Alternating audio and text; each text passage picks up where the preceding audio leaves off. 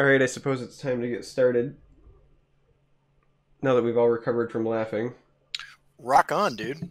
Does that mean I can unmute? No, you may never unmute. No one puts Griffey in the corner. Oh God. As I'm sitting in a corner. Yeah. Yeah. I Welcome, put myself everyone. in the corner. Welcome to the Fun and Interactive Podcast, episode like 600 or something at this point.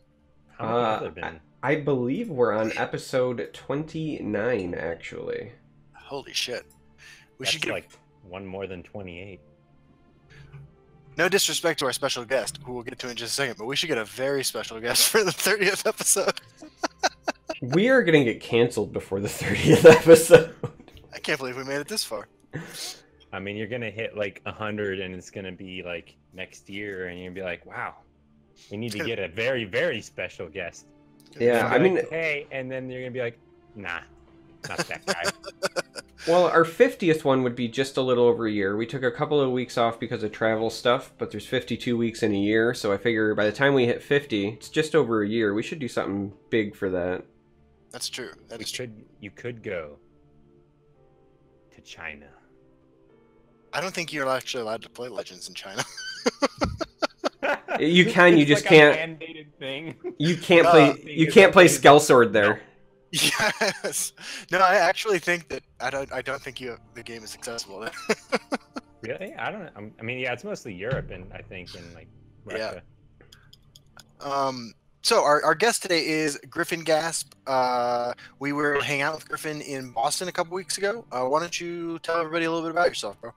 Well, hello everybody. My name is Griffin. I'm a native Californian, now in Texas, and I stream this game every now and then when I can. I'm a full-time student at the moment, and I'm one of the casters at the Tesla Champion Series at the moment. And yeah, I've been playing the game since open beta. A friend of mine actually, who doesn't play card games at all, got beta keys, and she was just like, "Hey Griff, Hey, Griff. this," and I was like, "Oh." And then I didn't use it, but then I used it like a week later, and I've been playing the game since. So That's I've what's up. yeah, that is me. When did you start streaming the game?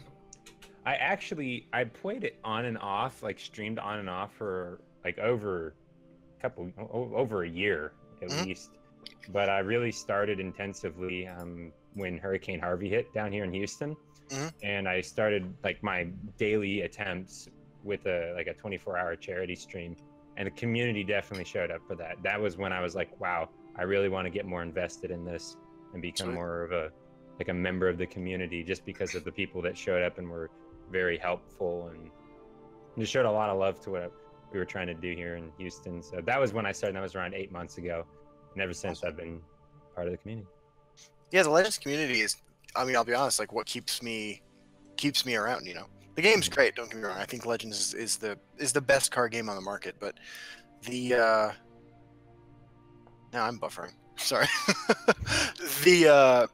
The community of this game is absolutely wonderful, and I think it's a lot better for you being as involved as you've been lately. I think you brought a lot to the table, and your voice is definitely one that I welcome. Thank you very much. So I gotta ask, are you wearing a suit jacket, Griffin? I am actually. I was like, you know what? I gotta wear at least something. I got the crossbone lapel. Yeah, I was gonna say, like, I feel bad because Rainbow. Give me 5 seconds. when I Yeah, stream, he- like, that's like he's the got only a time I'm one not wearing a now. suit jacket. I feel like you're trying to Yeah. show me up after PAX. Well, yesterday, basically, like, I was at a conference. I had to wake up at like 6 in the morning to go to a conference and speak. Oh shit, he brought one back. Oh, Charmer, you look a little sloppy. I mean, I could put on my Discord partner hoodie or my Streamlabs All-Star hoodie, or Yeah, this is unacceptable. So, like, I was like yesterday. I was debating like if I wanted to get dressed in something similar to what I had yesterday, because yesterday I had you saw the pictures I sent you of the Yes. memes in the tree. That's what I was They're wearing great. yesterday. I was like full suited out, pink tie. Yeah. That was And, great. And but I was there talking at a conference for a program that I'm a part of, and What had a program big- is that? it's actually through my school. It's called National Model United Nations. It's like a international conference that we train for throughout like a whole year, and we represent a country, and they fly us out to New York, and we represented the Republic of Peru. And we each get our own committees, and we have to solve international issues through creative methods that we come up with. Sweet. Yeah, that sounds great. Yeah, I got to sit on the Security Council, so that was pretty dope. That was an interesting eye into like international politics that I hadn't seen before, because like there were like a bunch of grad students in law school and political science, and some getting their doctoral degrees and stuff. Some super smart people there. So it was really interesting. Like when you're on the Security Council, is it strictly like, you know, national security, military relations mock stuff, or do you even talk about things that would be like domestic security or capital punishment, you know, like the use of rope and gallows? No, none of that kind of stuff. It's more like directly pointed, the topics that they give us. So like an example of the 3 topics that we had to vote on to address first in this particular order was the one that we dealt with was terrorism and extremism in the Horn of Africa. The second topic was humanitarian exemptions and sanction regimes. And the third one was women, peace, and security, dealing particularly with sexual abuse and human trafficking within Africa. Cool. And we dealt with the extremism and terrorism. And something unique to the Security Council that they throw at us in the convention is we don't have a time freeze. So we have to deal with real events as they're unfolding throughout the world, even if they're happening while we're at the conference.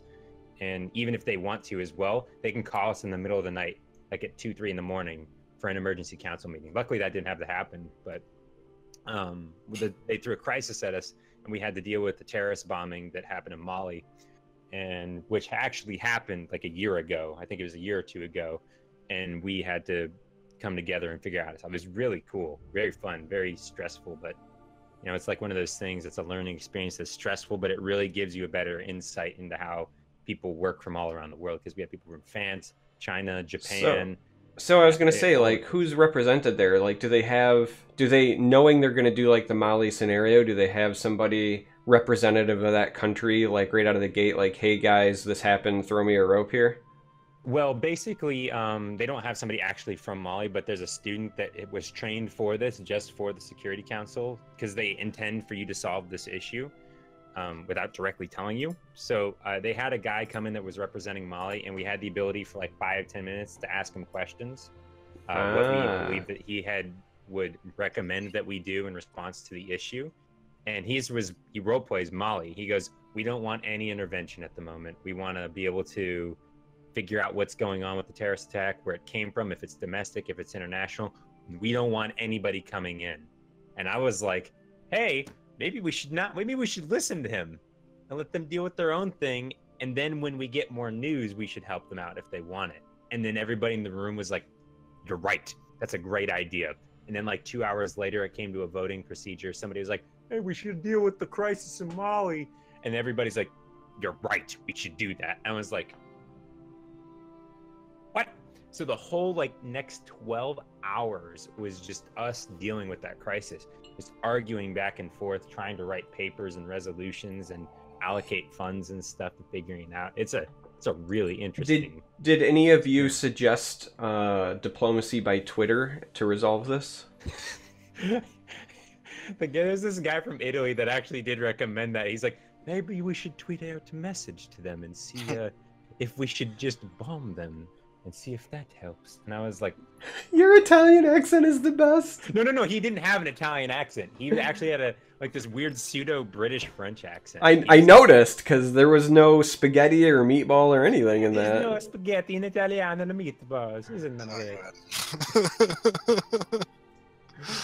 No, I mean, it's really cool, you know, just meeting everybody from all around the world. And, you know, on the last day, they have like a designated party that we all get to go to. So it's just weird, you know, you're sitting in a room with literally people from 150 different real countries, all just partying. Like, it's really interesting. All right, so that's a lead-in. We didn't tell you we were going to do this, but Justin and I have created a mock scenario for you to answer via the Test Legends Security Council. Okay. We have had an incident with a Nix-Ox. Yes. That needs to be addressed. Yes. And we want to know where you stand on this crisis. Well, very similar to how I dealt with Mali, perhaps. we should wait, and maybe it will solve itself over time. Maybe there will be some internal things that are developed that, you know, combat this threat, rather than needing exterior forces to come in and control the situation. I hear what you're saying, but the constituents of my country are 100% at the end of the rope with this thing, man. The end of the rope with this thing. Well, you know, This is the worst fucking analogy ever. well, you know, there's one thing we can leave to the general test legends public, is that they're smart and they're cunning. And they can come up and work together to combat this threat. We don't need any of this intervention. We can do it ourselves. We don't need the big boys coming down telling us, oh, you should squash this bug this way and kill it that way. We can deal with it ourselves. In chat is Malibu Barbas, who has the greatest name of anybody who watches the show, has called this the Hearthstone approach. Is that a fair assessment? I think so. I don't even know if that's a Hearthstone approach. I think it's like all card games approach, like not banning and nerfing things. Like that's not typically a thing you do. It's not typically, but it doesn't mean it hasn't happened. Like, specifically, there's a couple of times in like Magic's history, for example, where they rather quickly address something, and it's extra rare in Magic. But like I think of when the first time Mirrodin rolled around, and Skullclamp came out in Darksteel, I believe it was.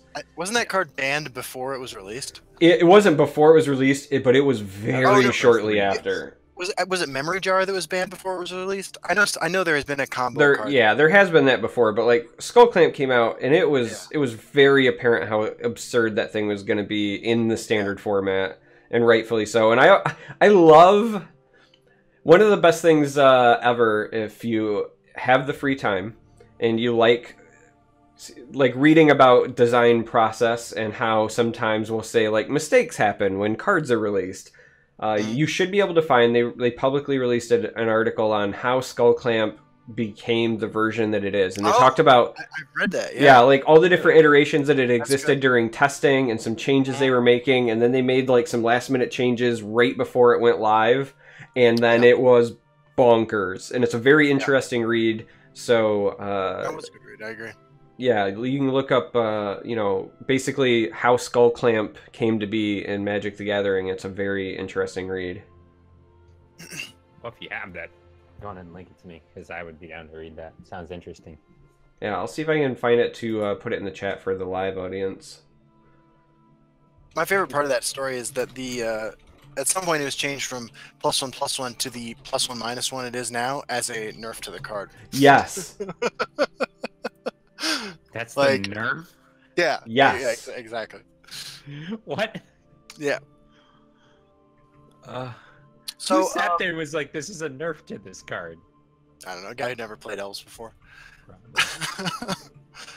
So Shannara has some stats here. It says, in the Warp meta Thursday, out of 26 bans I received, 11 were assassins, and out of the 15 that weren't assassins, 3 assassins in the lineup, and 2 of them warrior was banned over assassins.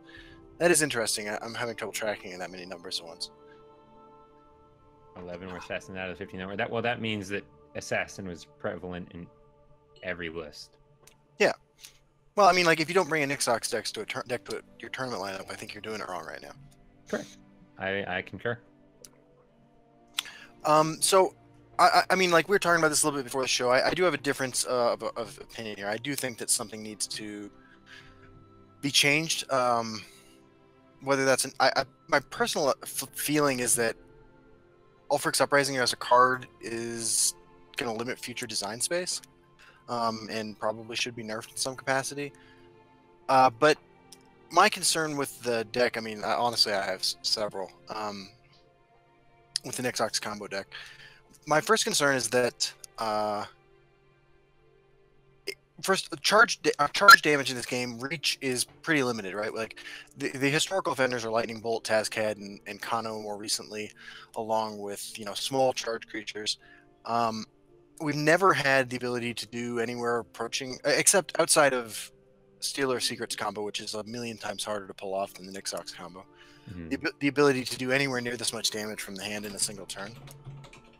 And I feel like time when it says if Ulfric's Uprising only targeted one lane, would Nix-Ox still trigger? Yeah. I feel like I could still pull it off. Yeah, I had to do I had to do some quick math, but yeah, two Nix-Oxes, a Laneth, and a doppelganger Laneth in one lane and go off. But it would be a little harder, I guess. But I don't think that Ulfric's Uprising is the problem, though.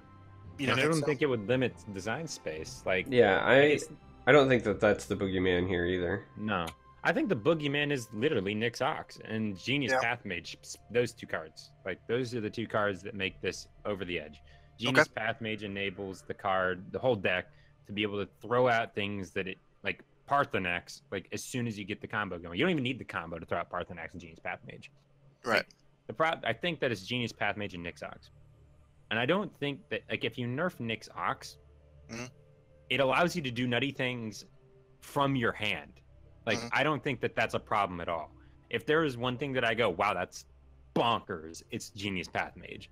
Like, that is what sends the deck over the top, because it allows you to search for things in your deck. Like, it's essentially a tutor. That's the thing that throws it over the edge, not Nix-Ox. It's an on-demand, like, alter that you have some control over, right? And it's, in many cases, just as good if you build your deck and execute it properly. In many cases, it's just as good as Laneth, but you can run 3 copies of it.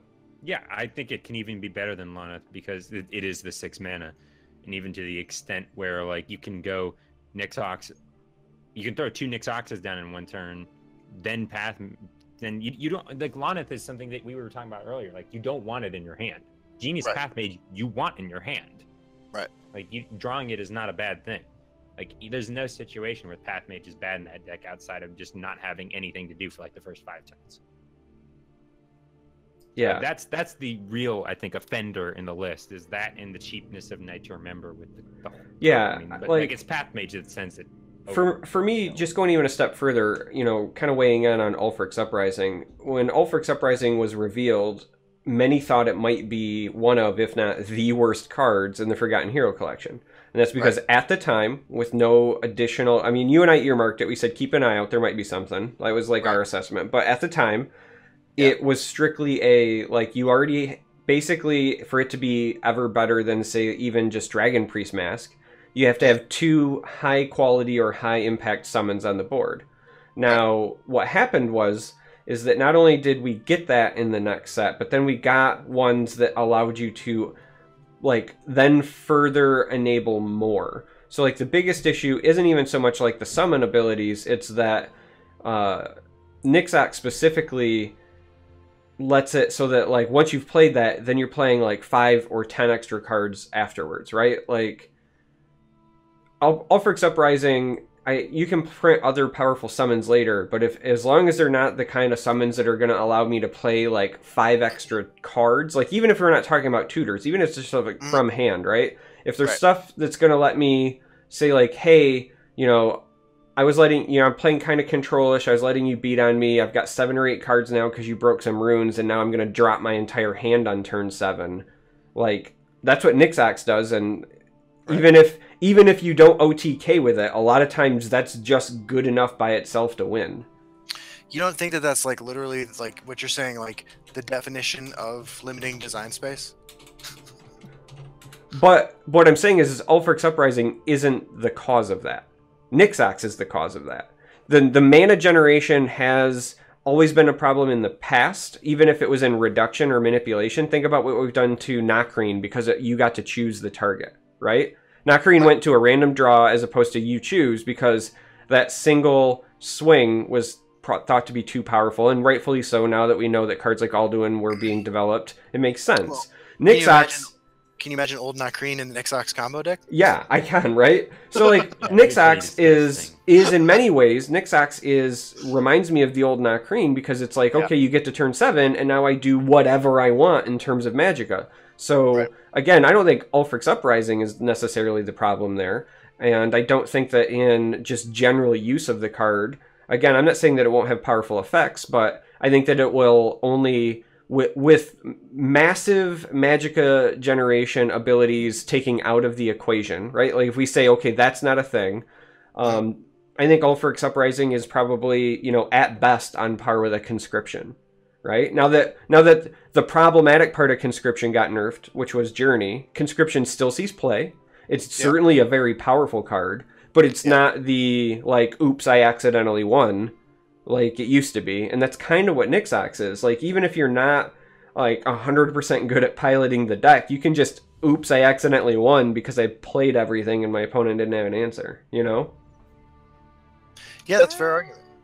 I don't know. Like, when you accidentally throw things down, like, it's pretty easy to screw it up. I mean, it is. Look, I've been there. Yeah. The first night I was piling that deck on stream, I don't think I played it right once. And I still only lost like 2 games. It's a very hard deck to use. Yeah. So I wouldn't go very hard. Like we all know I am not the greatest player in this game.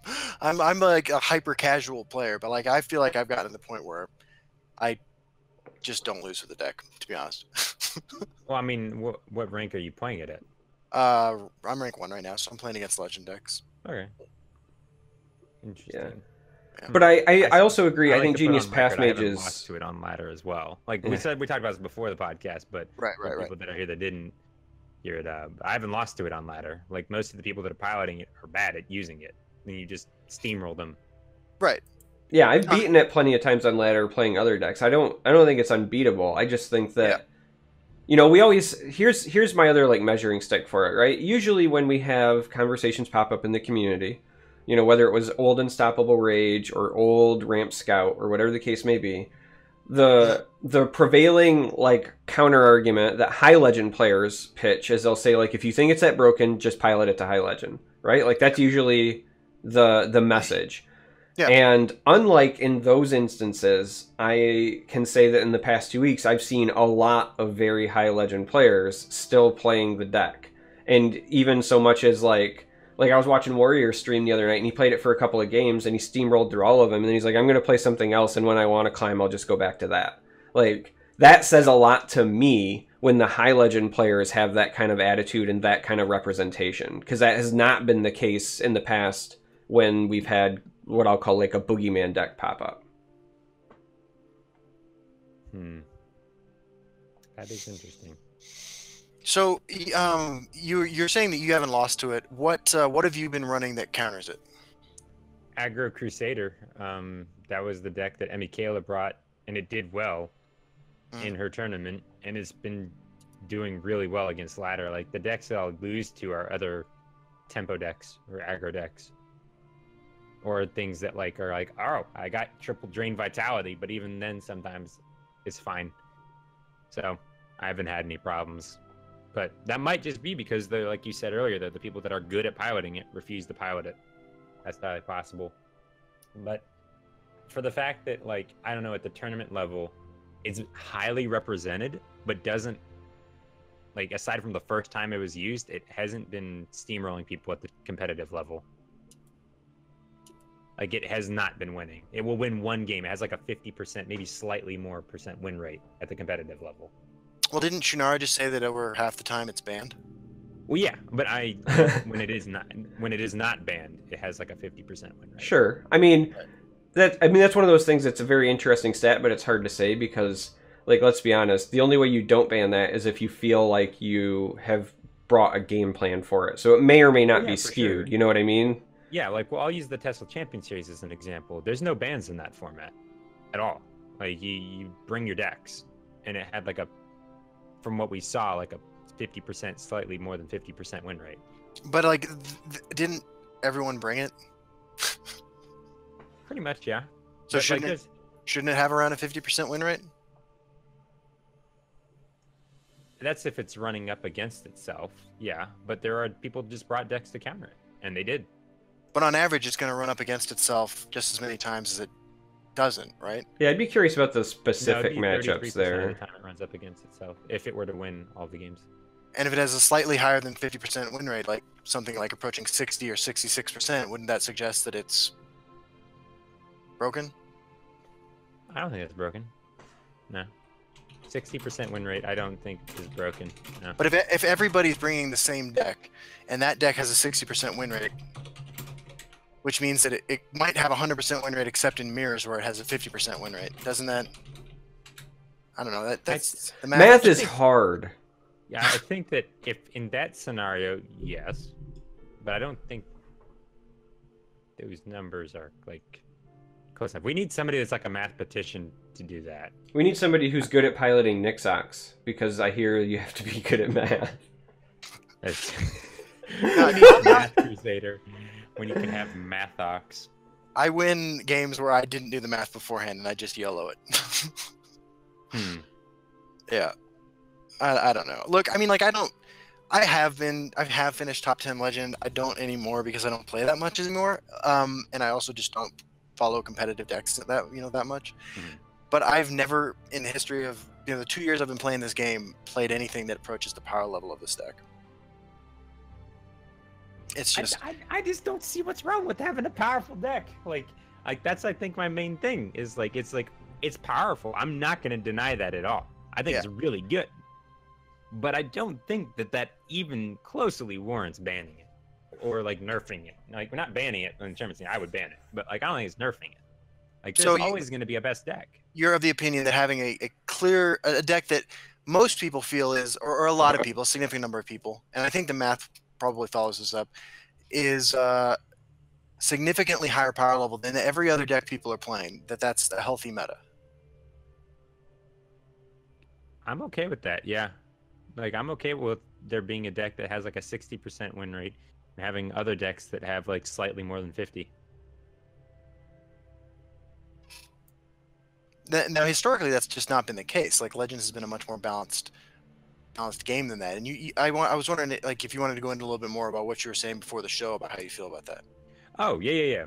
So, like, to me, there's always going to be the ability to look at the meta and go, okay, well, I have these cards that do well against it. Like, we've seen that already. Like, Withered Hand Cultist is your best friend, and you guys have said, well, you still win games where you don't have that, where they have, like, even two. But, like, there's Withered Hand Cultist, there's Hollow Death Priest, there's Garnag, there's things that do shut the combo down. Coincidentally, they're, like, predominantly in red decks and purple decks. Right. Which is already a solid deck. Warrior mid-range and Warrior aggro, which we've seen to be potentially like the biggest counter for it. But I'm okay with like having decks that like having to change your whole tournament lineup and your whole ladder lineup to go, all right, I think that this is the best deck. I need to make something that's really good to counter that. Like, in the sense that we brought up the Magic analogy earlier, I'll say the JTMS method. That's what I started the game in. Like, when I played Magic, like that's what I got into. Cobblade. Yeah, Cobblade was disgusting. And didn't they ban multiple pieces from that deck? 3 months before it was going to rotate out.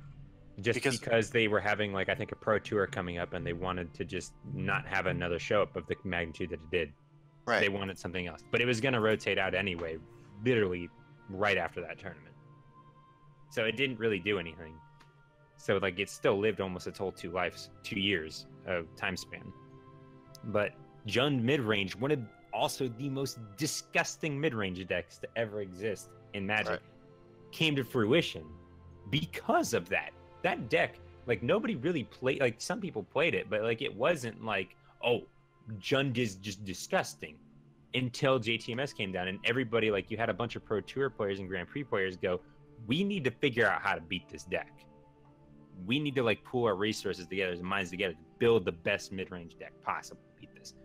And they did, which is, I think, is what's going to have to happen. Like, when you have the big baddie in the room, like, that's Nix-Ox, you have to get the best deck builders together, even the guys that made Nix-Ox, and go, how the hell are we going to beat this? Like, now that we've made this, how are we going to beat it? Like, knowing your enemy is half the battle, if not more, to when it comes to beating them.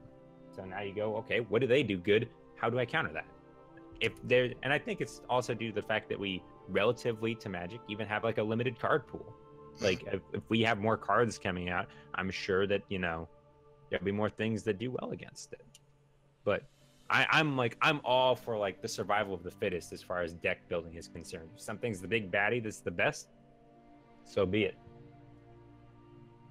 Let me throw out a wacky question. I know we were kind of talking about what the boogeyman is, and uh, I said earlier I think Nix-Ox is probably the worst offender because of the Magicka generation, and there's so much that you can do with it. But how do you guys feel about Mentor's Ring? Because Mentor's Ring is a piece that is, problematic in this deck, and it enables yet another OTK deck. Charge is... I've said it since day one. I think charge is the most powerful keyword in the game. I'm a big advocate for charge decks, much to Justin's dismay. But the ability to give other things charge exists in very few cases. And Mentor's Ring doesn't just give like a thing charge, it gives everything charge, right? So is it possible that Nix-Ox doesn't end up getting the nerf and maybe it's Mentor's Ring, just to give people at least a chance to respond? It's an interesting question, right? Like, it would delay your death by a full turn, right? Yeah. I'd be curious to see, I will say, so you usually combo off between 6 and 9, 10 maybe at the latest, or you're just dead, right? That extra turn seems like it might matter to me. I usually, sometimes you try to desperation go off with a Thieves Guild recruit and a camel on the board. You may just try to go off a turn before you have the necessary pieces to go off, because you cycle through your deck pretty quickly with that deck. I would be interested to see how often I would lose the next turn, and how often that would, and you make that move when you're going to lose next turn. So I'm curious to see. I'd be interested to see how many games the outcome would be changed by going off one turn later, like killing your opponent one turn later. Right, or even just giving them the chance to Dawn's Wrath a lane, or if it's a little bit later, play the Red Year, or you know what I mean? Yeah. And specifically, you were mentioning that you felt like Ulfric's Uprising may limit future design space, but for me, I think Mentor's Ring is a card that has that potential. Right. That is true. Just because, again, charge is so powerful. Right. It's the only way. I don't think it's Mentor's Ring at all. It's the only way to consistently give charge to other things. That might be, but I don't feel like Mentor's Ring is really the problem. They just modify the whole way the deck is built. They wouldn't focus on the OTK at all. They would just focus on just playing higher end cards. Well, I think philosophically, the problem a lot of people have with the combo is the fact that you can just lose from an empty board, and there's no counterplay to that, right? You stack your crit lands full of guard creatures, that's cool. I put 64 damage on the board or whatever I felt like pulling out of my deck.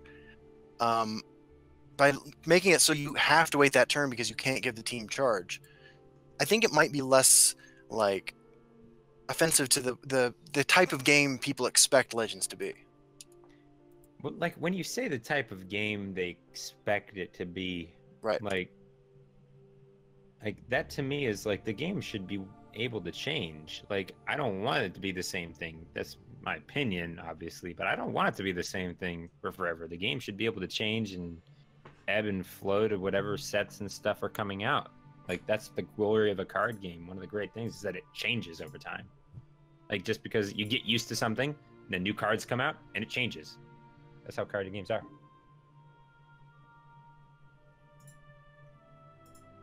Sorry if I zoned out for a minute. I just realized Mark Hamill liked one of my tweets, and I was geeking out inside. I was having a little bit of a fanboy moment. Is it wait, what was it? It was just me pandering to him, but I still got a response, and that doesn't matter. So, yeah.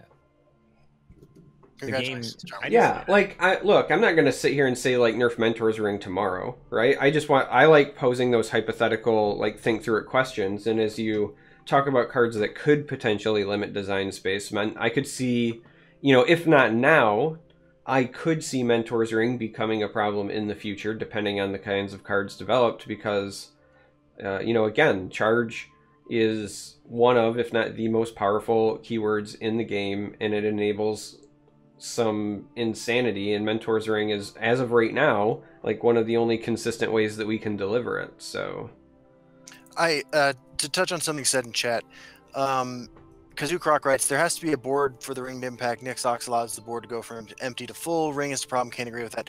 No, I don't think any of us are saying that ring is the problematic card in this combo. I think we were just sort of getting back to an idea that I had mentioned earlier, which is about cards that limit future design space. And ring's ability to give things charge consistently is just something we were talking about. I do think, I mean, look, at the end of the day, like, this deck wouldn't exist without Nix-Ox, printed the way it is. Yeah, no, Nix-Ox is certainly, at least in my opinion, I think it is the offender in the combo, and it's even if you are talking about not the combo, it's just a really strong card. Like, yeah, right. It's gonna see play in some form, just based on the way that it was, because it provides some really high tempo plays. I was just saying, you know, Mentor's Ring enables multiple OTK decks, and if that's something that, you know, ultimately we're not fans of, you know, either as a community or if the developers say, you know, we like some level of interactivity. And I only mention that because as somebody who plays a lot of decks focused on charge and sees my cards nerfed over and over again, and they usually cite making the game more interactive.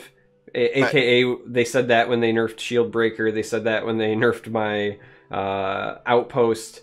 I can pull up developer articles. I feel personally targeted, but if they're going to keep saying that, then I feel like at some point in the game's future, it would not shock me if Mentor's Ring catches a small adjustment. Yeah, it's an interesting idea. I think, you know, just asking that sort of question is important when we're trying to, you know, examine these sorts of issues. Griffin, I wanted to go back to something else you said. You mentioned that you're very survival of the fittest when it comes to your approach to these sorts of things. I'm wondering, like, just as a general rule, are you against balance changes to cards after they've been released?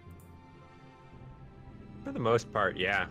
It's very infrequent that I go, wow, I'm really happy that balance change was made. The only time I ever was just like, I really want something to be nerfed, but even then, like, my heart of hearts, I don't want it to be nerfed. I just didn't want to play against it. Was Unstoppable Rage. And the thing that I suggested changing to it doesn't nerf the card really. It just makes it more accurate to what the card's, like, I think thematically was. I thought that Breakthrough should hit your own creatures.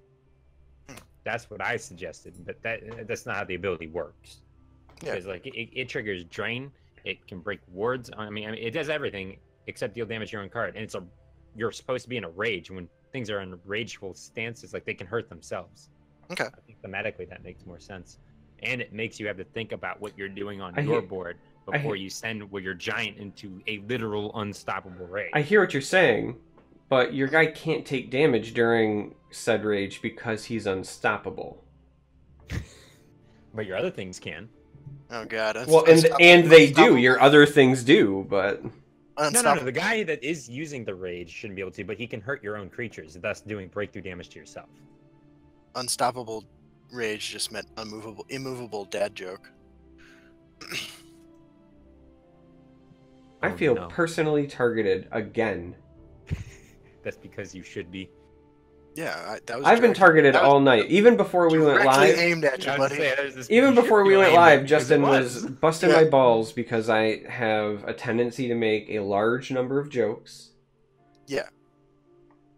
And I don't know, guys. I can take my ball and go home, or balls. You sound sad. If necessary. I am sad. What's on your mind, Charmer? Hold on, we need to get off this topic for a second. Hold on. What is on your mind? Tell us. Yeah, come on, brother. We're here for you. Well, it's been weighing on me for a while. I've been carrying it with me. Some would say for my entire life, but currently on my mind is my scalp, and I quit.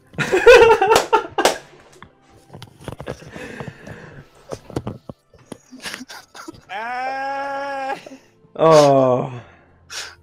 Yep. Feels good to be a Legends dad. It does. And on your head, on your mind. Yep.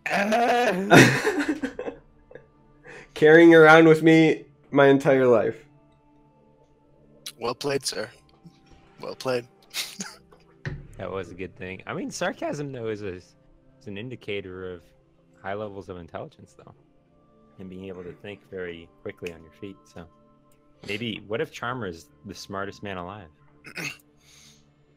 There's no chance. then then that would explain the dire state of the world. That's like one of the things, like, this is no way trying to be braggadocious, but like at school, like, cause like it's like a thing whenever you do like anything, they'll be like, oh my god, you're so smart. I'd be like, if I'm considered smart, that's a real sad state for the rest of humanity. Dude, let me tell you about the practical application of genius for a second. Like, I've been homeless, and I went to prison, and I'm actually a genius, and I never once has gotten me anywhere.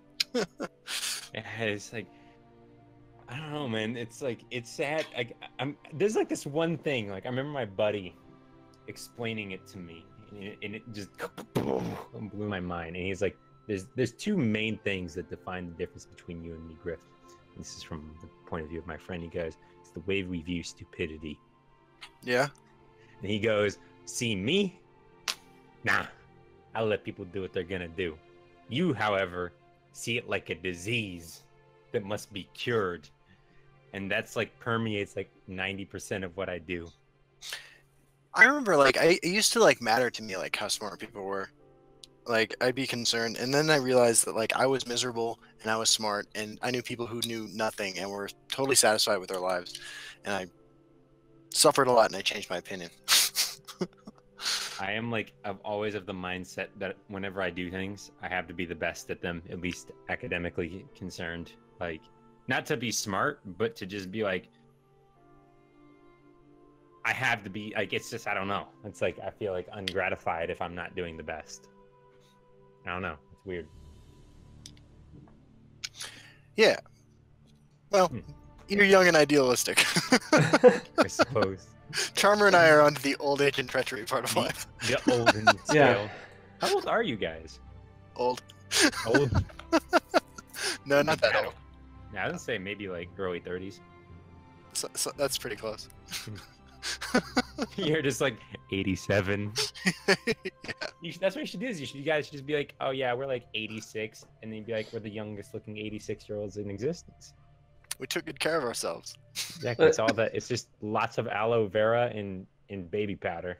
Absolutely. Let's just say our board state used Ulfric's Uprising a long time ago. Let's just say that we're getting to the point where I can see the gray hair in my beard on my camera. Well, it's weird because like I have gray hair in my beard, though. Like, Nice. It's a good look. It's a good look. it's weird because like, well, I'll have like red hair, blonde, brown, and gray. Like, Yeah. Well, I don't. you should blow a less diverse group of people. Like, Holy shit. wow. By the way, before the show, did I not call? Did I not? I'm baiting you, Come Justin. over anymore, man. Jeez, you could have just said it off camera. I'm baiting. Listen, Charmer makes the most these kinds of jokes. listen. I fucking nailed it. I make a ton of stuff. I'm keeping a counter. I've said the word rope 5 times already. 6 now that I've said that. So I know. That's fair. Ah. Fun fact about me, I'm usually always making a joke even when most people aren't even aware that I'm doing it, and it's the only way that I get through the day. I have a lot of mental games that I play that I'm like the only one in on, and I just have a lot of fun with it. There's a certain amount of like morbid dark humor at my job just to like keep us sane given what we do. But actually when I'm not working, I'm actually much like more earnest. This should be the other way around. It should be, but like my personal life is really satisfying. It's straightforward and simple. Sandra and I have a great relationship, and I have everything I mean, I don't have a lot of money. I don't make a lot of money at all, actually, but I have everything I want, and I'm really satisfied. But my job is really hard, so I kind of got a lot of steam on there. Yeah, I can tell you that, when I worked and I did like lean and dispatch and 911 for the local police department, it's 100% the same way. Like when you're on the job, you're guarded for a number of reasons, but in order to survive, you 100% develop like a completely morbid, like gallows sense of humor, because if you can't find yourself laughing at the absurd, like you will go insane. Like it does just happen. So yeah, I mean, we were doing the same thing basically. I'd spend 8 hours a day listening to people describe the train wreck of their lives. Yeah, yeah, 100%, right? Like you can only you know, you can only take a phone call of like somebody Yeah. sobbing because of they just went through the most horrific experience of their life or whatever, and Right. then not like do something to cope with it. Yeah. You were listening to people make phone calls about my clients. Or sometimes it was your clients or people who should have been your clients, and then they got Yeah. to the phones that they weren't allowed to get to and called to say that they were kidnapped. Isn't that the truth? Yeah, no, it is the truth. Got really serious, really fast. Yeah, no, I mean, Dude, that's how this show rolls. yeah. I'm just sitting here like, Let me tell you, here's a quick one. I had this conversation with a coworker of mine 2 weeks ago where that we were talking about. One of them was saying like, yeah, I used to do like tech support or whatever, and I took some really weird phone calls. And I happened to half jokingly, because I'm always making jokes, but also 100% seriously say, I have heard somebody beat their child at my last 3 jobs over the phone. And they like half chuckled, and I was like, no, that's 100% true. Like, 3 jobs ago was 911, and I heard a lot of kids get beat then, but the one that really stands out was like this one kid was out playing on the roof, and they fell and broke their arm. And so their friend came in, called 911 to say, hey, like somebody fell off the roof, send an ambulance, because at least the kid was like, had the wherewithal to do that. I mean, this kid probably sounded like 10 years old. And we go through is there an adult nearby? Well, yeah, his dad, but he's sleeping. Can you wake him up? We need to talk to him. And so as I'm explaining it to him, he then starts yelling, like, you're not supposed to be up there. And I can hear him beating the kid with the broken arm. So like that was like 3 jobs ago. And then 2 jobs ago, I also did a lot of phone support because I worked at a local ISP, and one of the kids jacked up somebody's internet service, and they had a really important conference call coming. The kid should not have done that. And then the job after that, I worked for a nonprofit in education that delivered online courses, and some kid called because they were swearing up and down that they had been doing their work and that there was a problem with our course. And so the parent called to chew everybody out, and we calmly explained to them that everything is working as intended, and that it was slowly dawning on the parent that their kid had been lying to them for 6 months when they should have been doing schoolwork and had not been, and that did not go well for them. So, well, speaking of beating kids, I was in casual today, and Oh my God. I was playing I wanted to get me transforming Jube on camera, right? So I was like, well, I better hop into casual. And I built a Crusader deck full of ways to transform Jube, right? So this is the Gavel of the Ordinator. This is tons of rally creatures. Crossbow. Crossbows, and actually that's how I ended up transforming them. And I played 10 games or so where Jube either never showed up. So I after 2 or 3 games, I put Brass Arquebus in the deck as a tutor. Oh God! What kind of demonic machination have you come up Why with? wouldn't you just play Altar with no 1-drops? Because I didn't think about it. I feel I almost like shed a tear right now. Yeah. Well, look, man. But here's the thing. I have a premium Jube, right? And I needed to see the premium flip side of him, right? I don't even know what the flip side looks like. Well, neither did I. Well, actually, I did because we previewed the card on the podcast. But I really needed to see what the premium reverse side of Jube looked like. Spoiler alert, he's an eradicator of the winged menace. He is. Look, ultimately, I got it on camera, and I'll release the video. Watch the video just be like 6 hours long. Well, dude, here's the thing. Like, after like 4 or 5 games, I just started conceding if I didn't have him in my opening hand. But I had some pretty great matchups, and let me tell you, like, it turns out, there's a point to this. I think that there is like a solid, like sort of mid-rangey, grindy kind of Crusader deck, and I say it because I've never played until today with Scar. The guy who when he rallies something puts a copy of it into your hand. Yeah, the Scar Drill Master. Right, Scar Drill Master. Because I thought to myself, well, what's better than 1 Jube? 2, and plus that would double my chances of it surviving long enough to slay something. And I have to admit, I was super impressed with how that card handles. Now I know it's kind of like, all those kind of like expensive mid-range cards that, you know, if you can untap with it, you know, it's amazing, but you never will, you know. Mhm. But I've been inspired to actually try to play that card more. Really? Yeah, I mean, don't get me wrong, it is not good. Not good. It costs 6 Magicka. And I kept finding myself like, oh, do I play Brass Arquebus or do I play Scar Drill Master? Or do you play Alter? Yeah, I mean, I could have played Alter, yeah. But, like I said, I didn't think about it. But Brass Arquebus? Alter? Brass Arquebus and Alter would have been an even better combo. Yeah, you could do both. You could use your altar on a Brass Arquebus. That's the real way to do things. But you know, the problem with that is, like, you alter it out, like, on turn 6, that's cool. Jube has a target on it like no other creature I've ever played in my life. Not to mention the fact that as a 1/1, it's just going to die to everything. Yeah, but that's why the altar is good, because you can set it up so that you can have the crossbow in your hand, right? And then you alter and play the crossbow when he comes in right away. Yeah. All right, I have to admit, I put no thought into this one. I was like, all right, dude, I need to get this on camera. I've been, you know, looking for something memey to do, because, you know, I respect that. Like, there are a lot of different opinions about Nix-Ox. Once I learned how to play the Nix-Ox deck, I didn't really want to.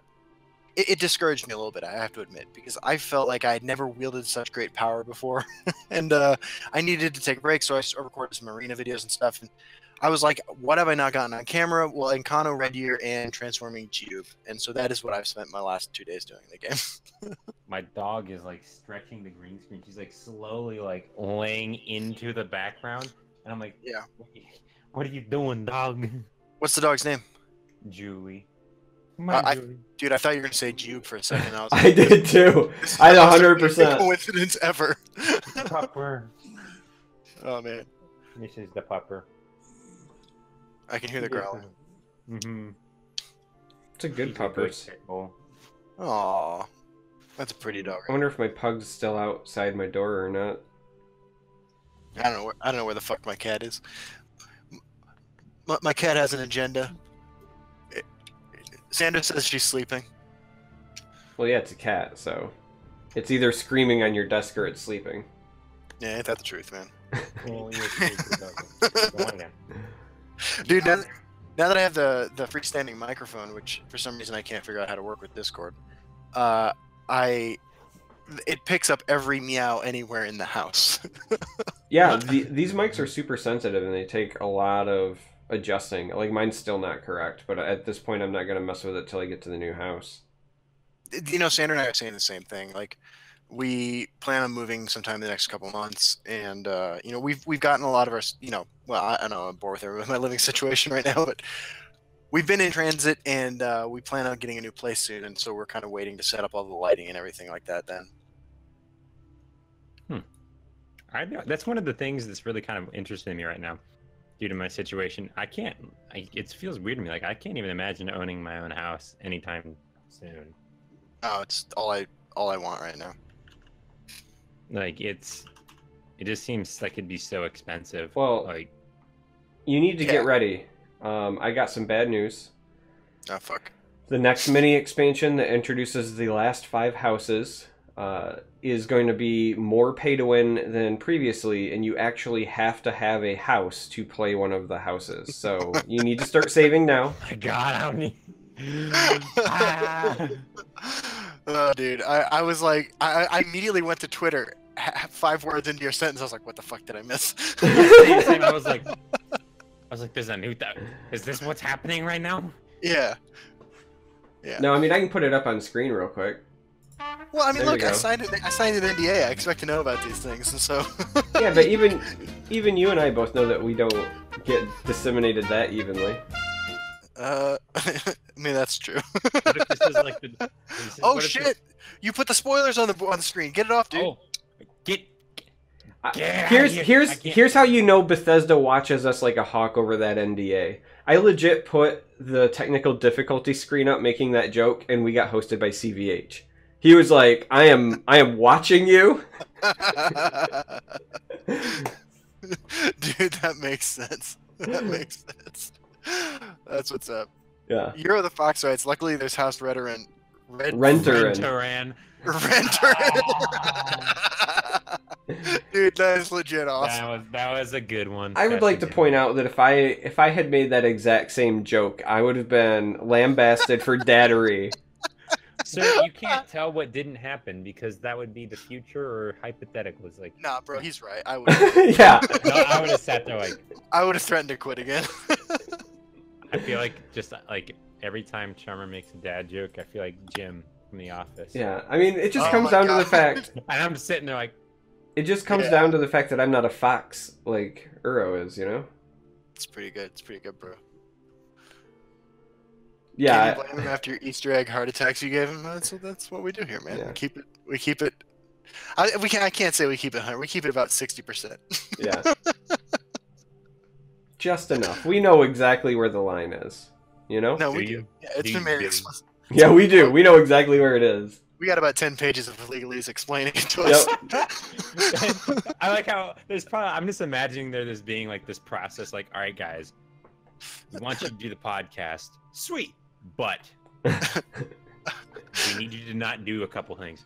Oh, the Okay? podcast of the Bethesda show is exactly like that. Yeah. We need you to not do a couple things, guys. And you're like, oh, that's fine. And they just slam like a book on the table, and they're like, Let you me can't do Yeah. these. It's Let like me- everything I talk about in this fucking show. let me tell you a funny story. It's about the NDA, but it's not covered by the NDA, so this is fine. Oh, shit. We knew that we were going to be given one, and I said to Justin ahead of time. I said, "All right, Justin, just hear me out.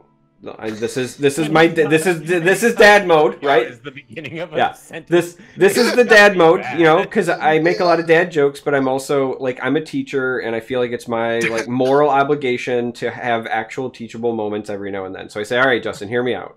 I know you're going to be really excited when you get this, but please make sure you read it first.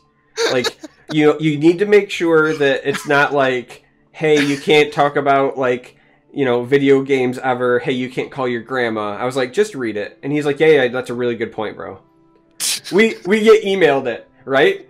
I see the notification like come up on my phone, but I'm at work. So I'm like, okay, it's there. Not 2 minutes go by and Justin sends me a message like, dude, can you sign this already? I want him to spoil me. Justin. That is exactly what happened, dude. That is 100% what happened. Yeah, that was pretty sweet. No, like from my like, well, I never mind. I don't know if I can talk about it. I can. No, can I? No, I can't. Never mind.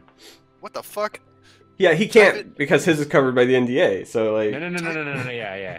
Type it in our Discord chat. It's we'll let just you with the Champion Series contract. know. Oh, I signed one of those too. Okay, yeah. Did yours say Marvel? Like, did you read it? I did not read it.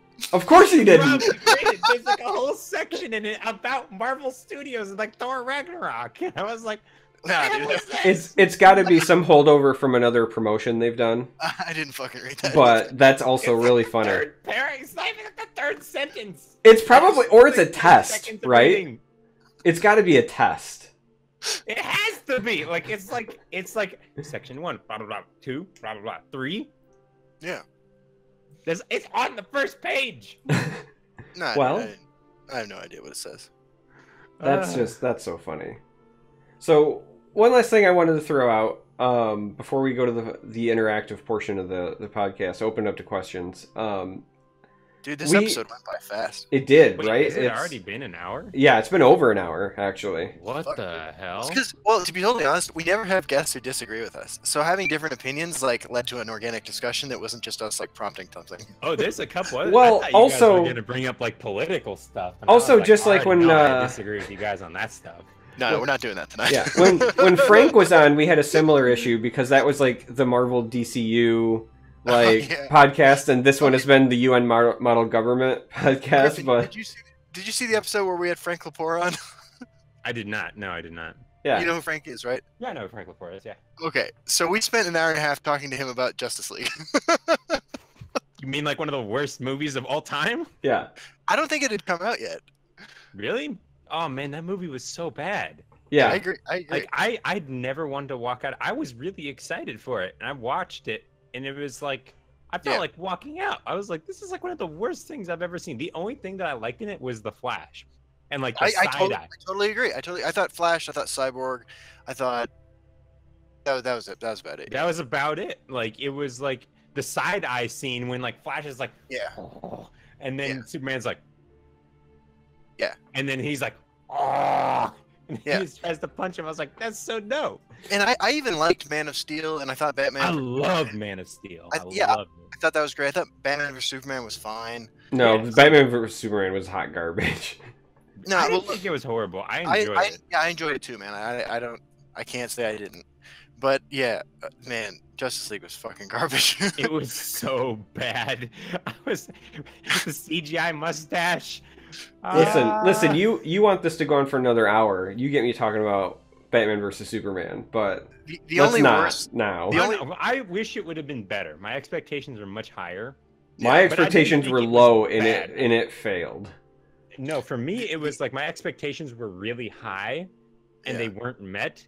And I thought it was an okay movie. Like I think on the scale of like 0 to 10, I think it's like a 4 or a 5. But I enjoyed it. Like I enjoyed seeing that. See, dynamic. I thought it was well acted. Away too much. I thought it was well acted. Like I enjoyed it. Yeah.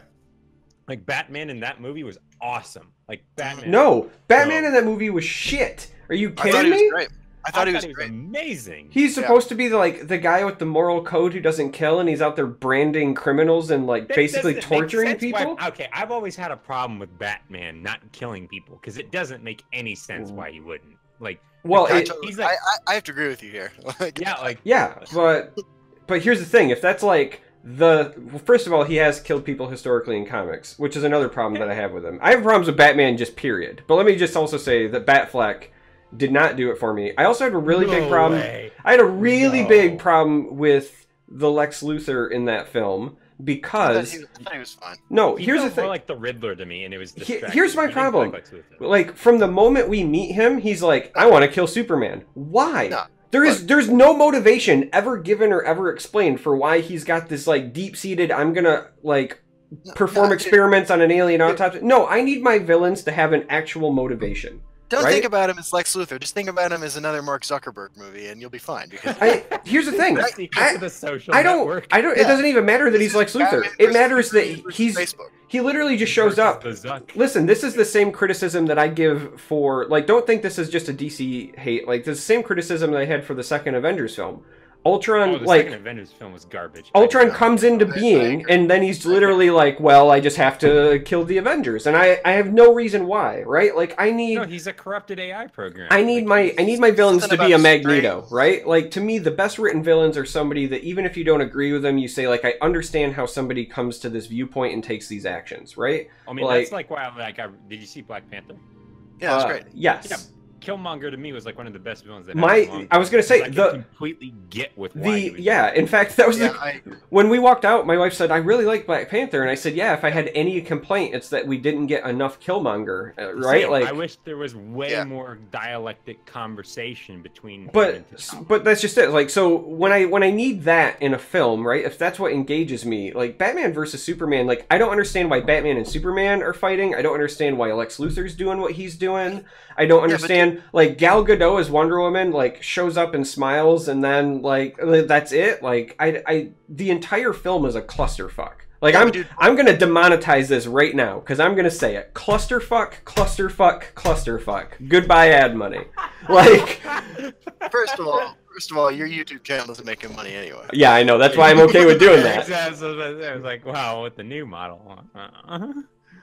Oh, that reminds me of a funny story I gotta tell you guys real quick about Target. So when I went to buy this new mic and camera, Sandra and I are in the electronics section at Target, and there's this like young nerd there selling shit, and he's like, I was like, "Hey man, can you help me find a webcam and a mic?" He's like, "Oh, you gonna do some podcasting?" I was like, "Yeah, something like that." And he's like, "That's cool." He's like, "So what exactly are you gonna do?" I was like, probably record some gameplay videos." He's like, "Oh man, do you have a YouTube channel?" I was like, "Yeah, I do." And he's like, "Oh man, that creator changed the creator apocalypse or something recently." He's like, "Can you believe what they did?" He's like, "Oh man, everybody's losing their money and shit. It's such bullshit." I was like, "Yeah, my channel was okay." And he's like, "Really?" He's like, "What game do you play?" I was like, Elder Scrolls Legends. he's like, oh, I love Skyrim, man. Like, how would I find you? I was like, if you just search YouTube for Elder Scrolls Legends, I'm the first thing that comes up. He's like, no way. He's like, No way. yeah. I was like, yeah, it's cool, bro. He was so fucking like, you could tell that like his 50 subscriber YouTube channel had been like demonetized recently, and he was really heartbroken about it. It was uncomfortable. I think when I used to YouTube, I had a couple thousand. I think I peaked at a couple thousand, like 2,200. Yeah. And like I made like Minecraft mod videos and stuff, and I'd like routinely, like if I put a lot of time and like I actually put it out there, I'd get like 50 to 100,000 views on each of them. Wow. Yeah. That's what's like, up. Yeah, like at near the end of my channel doing and stuff, like I would usually min 20k on those specific ones. Yeah. You're like, wow. I am looking up your channel now. Yeah, no. I use a different channel now. Let me find it. Damn. I can link you in the chat. I don't use it anymore. I gotta see this. I need to get into this money. I still get checks. Yeah. I was partnered with Curse. So like on my Facebook it says I'm like partnered with Team Liquid and stuff. Nice. It's so cringe when I look at it now, dude. It's me with like my old long hair and braces and stuff, and hell yeah, dude. I don't know. It's adorable. I was gonna say I don't know what I do with that kind of money as a kid, but I know exactly what I would have done that money at that age. Me, I just spent it on video games and Taco Bell. Right. Yeah. I would have bought crack. I was gonna say. I mean, Taco Bell, heroin, it's kind of the same. Speak of the devil, the Taco Bell shall appear. Yeah, I get it. It makes sense. I'm a Taco Bell. So if I could ever pick like one person to work with as like a sponsor that I could get like fully behind, it'd be Taco Bell, hands down. They'd be like, "We'll give you like a free taco every like 800 hours," and I'd be like, "You got me." Like, you had me sold. Yeah. Griffin's like, my follower notification is the Taco Bell noise. Like, I'm all in. That would be pretty sweet. I think I just broke him. What just happened? I feel like my whole screen just fucking wigged out. Oh. I gotta do it. You know what? While we're throwing out ideas here, I've never understood why Ian doesn't have something that's the Kool-Aid Man busting out of his broken closet. Let me just say that. That would have been pretty sweet. That would have been pretty sweet. Oh my God. So I was starting to say the question I was going to pitch, because we kind of covered it a little bit earlier, is I'm curious what your stance is on bans in tournaments versus no bans. Me? Yeah, because it's a pretty hotly debated topic in the actual like competitive scene. So like, if the players can ban one, or if like do you like tournaments like the Legend series has it right now where there are no bans, like you bring the decks you bring, or do you get to ban a deck? I'm against bans in tournaments personally. I am as well. I also am. Wow, I was not expecting to get consensus there. Yeah. Mine is twofold.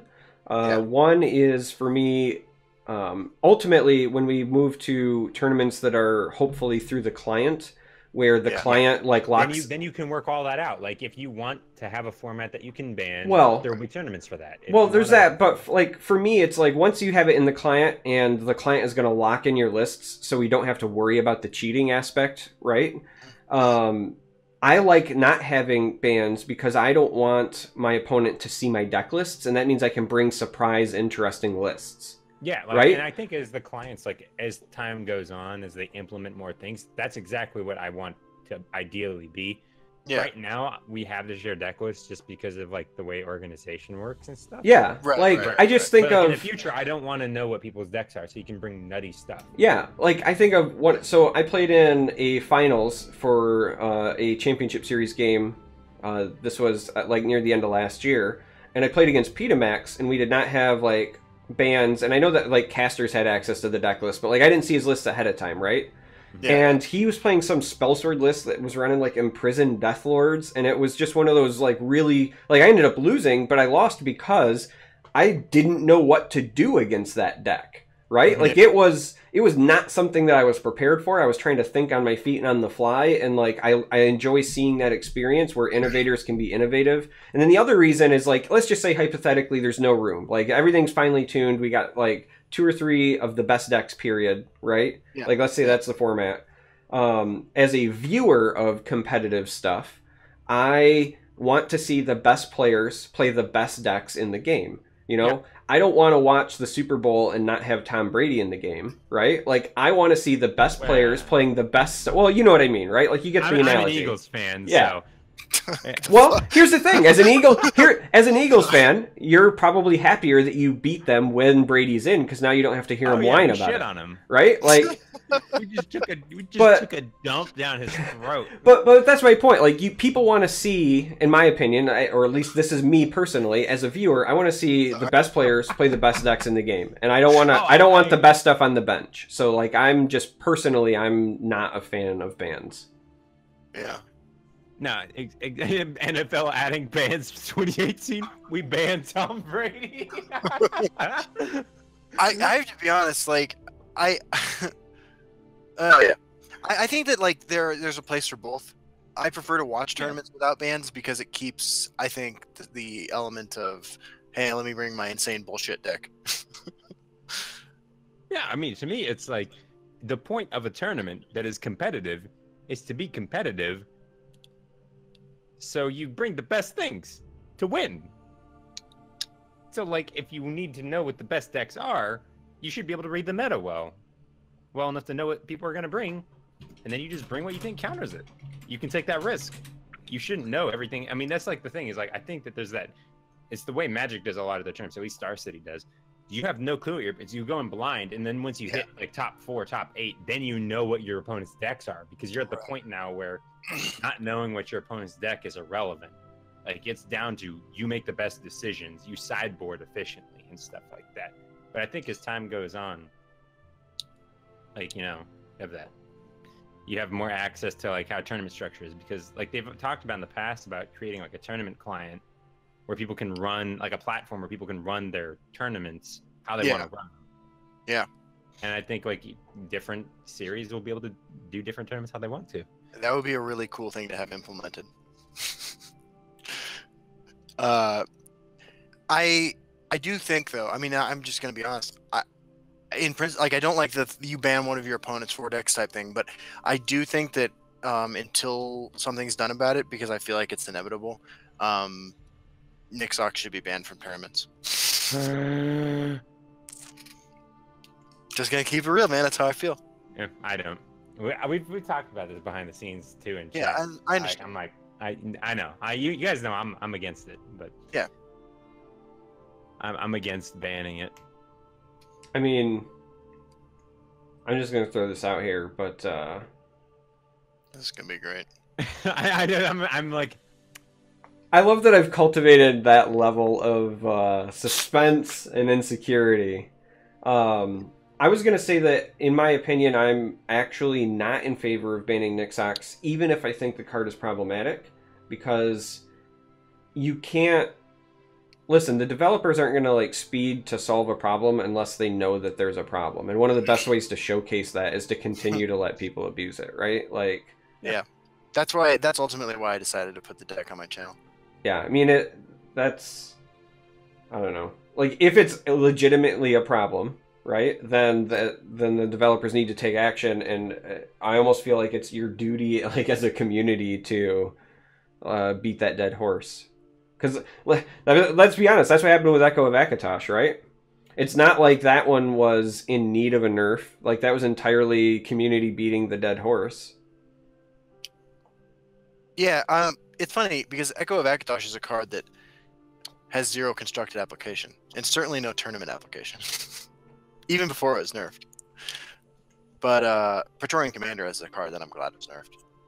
But Echo of Akatosh is kind of an interesting blip in the history of the game. I mean, I didn't play very heavily in that meta, so I don't know how much it was affected, but I don't know. Praetorian Commander Prophecy Mage was oppressive. I hear tale of how oppressive it was, but Yeah. Echo Vakatosh doesn't sound that oppressive to me. Like beforehand, like giving everything keywords. It was just not fun. No, I mean it's just like a Mundus stone to your whole deck without you having to. Yeah, it defeats the purpose of a card like Mundus Stone. Except it's like a Mundus Stone with a body attached to it. Yeah, I mean, like, it's significantly better than Mundus Stone. Yeah.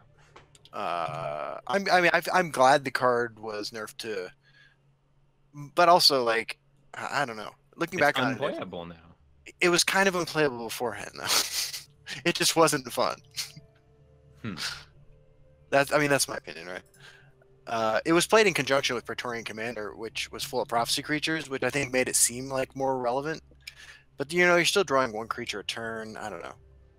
It's an interesting one looking back on it. Yeah.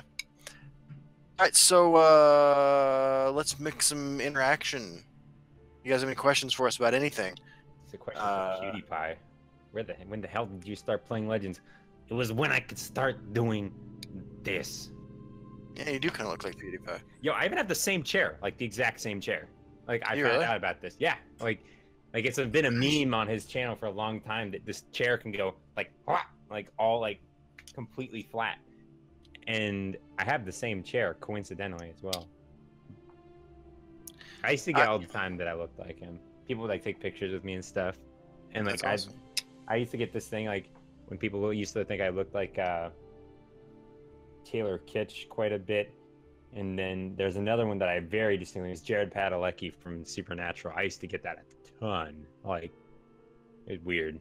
There's a time in my life where I looked like every possible TV person. I sometimes get told I look like Jack Black. I can see it. I can see it a little bit. Jack Black. Yeah. It's the beard. It's the head shape and the beard. Yeah. Also my obesity. When I was larger, I used to get David Arquette every now and then. David Arquette. I don't know who David Arquette is. Nobody does, which was why it was shocking to me. You guys ever see the comedy Ready to Rumble? The like wrestling thing? Oh wait, the guy who's married to Courtney Cox? I believe so. Yeah, maybe. That's I don't know. funny. I don't know enough about his personal life, but I thought it rings a bell. Oh. David Arquette. All right, so medieval gaming. Goodness, I can see it. Medieval Gaming writes, I am not great at creating decks. Are there any fundamentals to deck making, or is it more of a thing that changes according to the player or their cards in the meta? Both. I think that there's a couple fundamentals depending on like what type of archetype you go for. Because like the fundamentals change based off of your goals, which is I guess makes it not a fundamental. Yeah, I was gonna say I think there's a core, right? There's core principles that you can start with really any deck. You talk about the basics of like smoothing out your curve, understanding proactive versus reactive cards and why you want enough, understanding the right amount of cycle if you're trying to find certain things, right? Like there are some core principles that you can kind of apply to anything, and then you start with the core and then you modify it based on what you're trying to accomplish. Yeah. I think that you can do it at there are like two different levels to it too, right? There is decks that you build because you asked yourself, how do I want to win? And then there are decks that you build because you ask yourself, what do I want to beat? And it's like if you and whether that's in general, I think that like the first question leads to decks full of threats, and the second question leads itself to decks full of answers. But I mean, there's also I want to win through this combo, or I want to win this, that, and the other way. How do I facilitate that route to victory? And that's like level 1 deck building, and level 2 is like what are people actually playing and how do I beat them? Yeah, and level 3 is like nuanced counter picks and meta picks. And tier 0, of course, is how do I use the Nix-Ox combo to create a Yeah, I was gonna say there is somewhere in there. Land trolls. There is somewhere in there where you build for combos, right? Like that's kind of a hard one to. That's like the advanced course in deck building because there's a lot of balancing you have to do between enabling your combo, surviving long enough to do it, consistency, blah blah blah. But Yeah, I mean, at its core, like, you could say, for example, like, I'm tired of playing against Nix-Ox, so I'm going to put Withered Hand Cultist, Hallowed Death Priest, Garnag, and Wrath of Sithis in a deck, and then just put, like, start with that, and then just put a bunch of threats in there, and you'd probably be okay. Oh yeah, Malibu Barbas is a good point. The level 4 is when you barter away Iron Atronach. That was like one of the weirdest videos I'd ever watched. That's pretty great. I was like, what the hell are you doing? Dude, I had a lot of fun doing that. Hey, let's take Caniac's question here. Is Geode playable? If so, what's the best way to put it to use? Clearly Brass Arquebus. Brass Arquebus, apparently. Dude, I feel like because I played so many games in rapid succession in casual today, I probably ran into like half our fucking audience.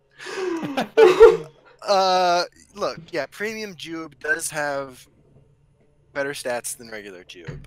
The best way to play him, I don't know, man. Look, I feel like on the podcast when we previewed him, I was like, oh man, this is a really powerful card if you can ever transform him. And then I proceeded to never try to transform him until today. And he's basically impossible to transform and have any reliability. I put him in an aggressive, like, items rally Crusader deck with like a million ways to fucking pump him up, but he's not there. Where's that ward? Give him ward, and then he just doesn't die. Nah, dude, I tried a lot of things today. It doesn't work. You're just like, I have seen things that nobody else has seen. I'm pretty defeated. Like, I won some games, and I transformed him twice, and, you know, just Jube was not essential to any part of this. Even once I transformed him, my opponents would go out of the way to kill him. Did you, Justin, hear me out, right? I know I was giving you shit earlier, right? Did you ever consider just trying to queue into a Winged Menace? He's the Eradicator of the Winged Menace. I know. One of the games I transformed him in was against an archer, and I was like, I bet this motherfucker has cliff racers. but it didn't matter. He still died. Yeah. If he kills something and dies, does he transform or just die? I don't know. It never came up today. Yeah. Ever seen a gardener equip 10 stolen pants? No. That's a lot of pants. That's a lot of pants. Who needs that many pants? I feel like Sodi Mag has made that happen. I just realized we have all of the House Sodius here today. Yeah, we do. I feel like at that point it's not even a Gardener of Swords. Like, that's a Centipede of Swords if you have 10 stolen pants. Oh my god, dude. Sandra showed me Human Centipede not too long. Well, I guess, actually it was a couple years ago, but she showed me Human Centipede, and I'm still fucking recovering from that movie. Man, that movie, I don't know. I'm not a horror movie person. This is gross. I don't really like him either. Zombie Hunter 9x19 writes, how powerful do you truly think that Lich Mother is? So, I don't know if you guys are familiar with this. Hyranic and I have been trying to break Lich's Ascension for quite a while now. The best be working much longer. The best combo we've come up with involves Wisp Mother, because it triggers on everything when you have a Lich's Ascension in play, and Genius Pathmage, right? So, like, in Magical Fantasyland, on turn 12, you have a Wisp Mother and a Lich's Ascension in play. Hold on, hear me out.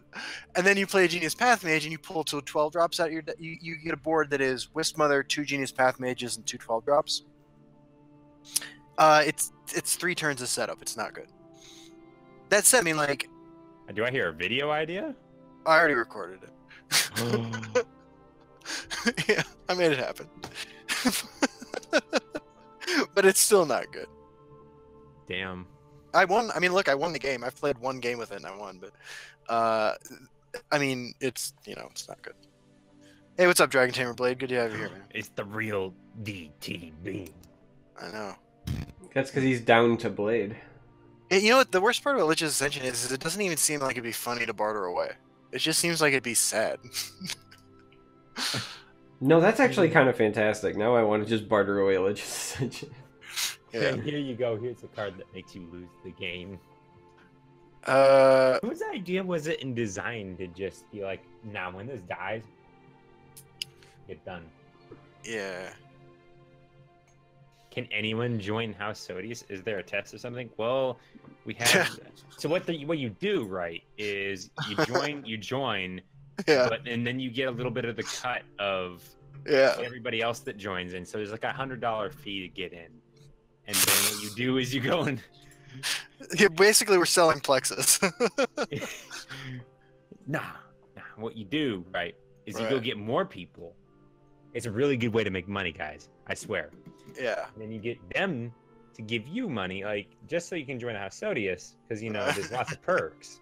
Absolutely. And then you get a cut of what they do, and then they do the same thing. Yeah. That makes sense. This is the greatest economic idea I've ever heard. It kind of looks a little bit like this. Like the more people that you get in, the farther up you are this thing, and the more money you get. It's great, and you get a supply of great culture. It's the greatest culture. It's the greatest culture. It's amazing. Make lots of money. It's fantastic. It's amazing. It's gonna be huge. Oh God.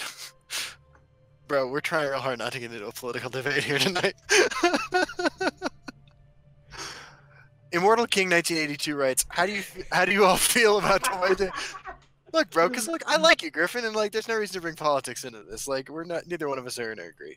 We did agree with some stuff philosophically, though, while we were back in Boston, which was cool. That was nice. I was, I told Griffin that I majored in philosophy the first time I went to college. Which made sense. I had huge drug problems, so it seemed like a reasonable idea at the time. In the making. Right. Immortal King 1982 asks, how do you all feel about the way they are changing Star Wars Battlefront 2's progression system? I have no clue. Yeah, I don't know either. That's the game where you have to pay like $100 to play as like an Ewok, right? Yeah, something like that. Okay. I mean, honestly, it might be worth it, like all things considered. Listen, I'm only interested if they're changing the progression system to it just being made by somebody else. Is that how they're changing it? They sell the rights to like a different company. Right. Did EA lose their license yet? Because then talk to me. I'd play a single-player Star Wars RPG that was like Skyrim.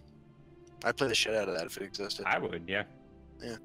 Dabdick asked, what political party do each of you associate with and who is right? I'm not gonna say who's right, but I mean, I do lean right. That is for sure. I am registered independent. Really? Yeah. Interesting. There are no primaries here. Yeah. It doesn't. So it doesn't matter. I'm an unregistered independent. Fuck that, Trevor. I know you vote, don't you? Yeah, but like I don't register with the party. You're not required to in my state. Oh.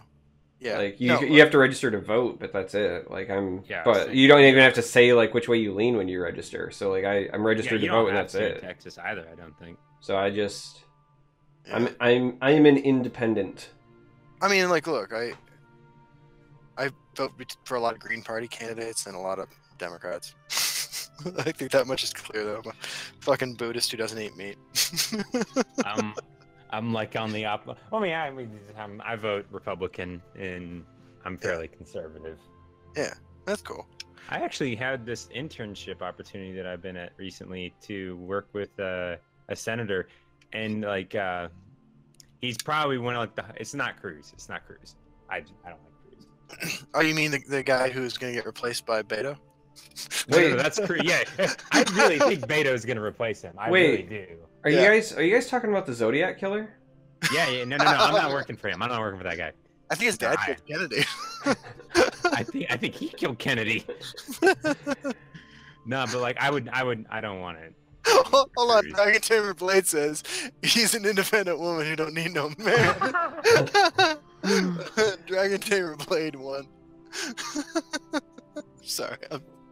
But like I had never been like for our interview, like it was like 45 minutes long, and they drilled me on political views. I was like, I did not anticipate being vetted this much by like somebody that my essays I clearly demonstrated that I agree with on a lot of things.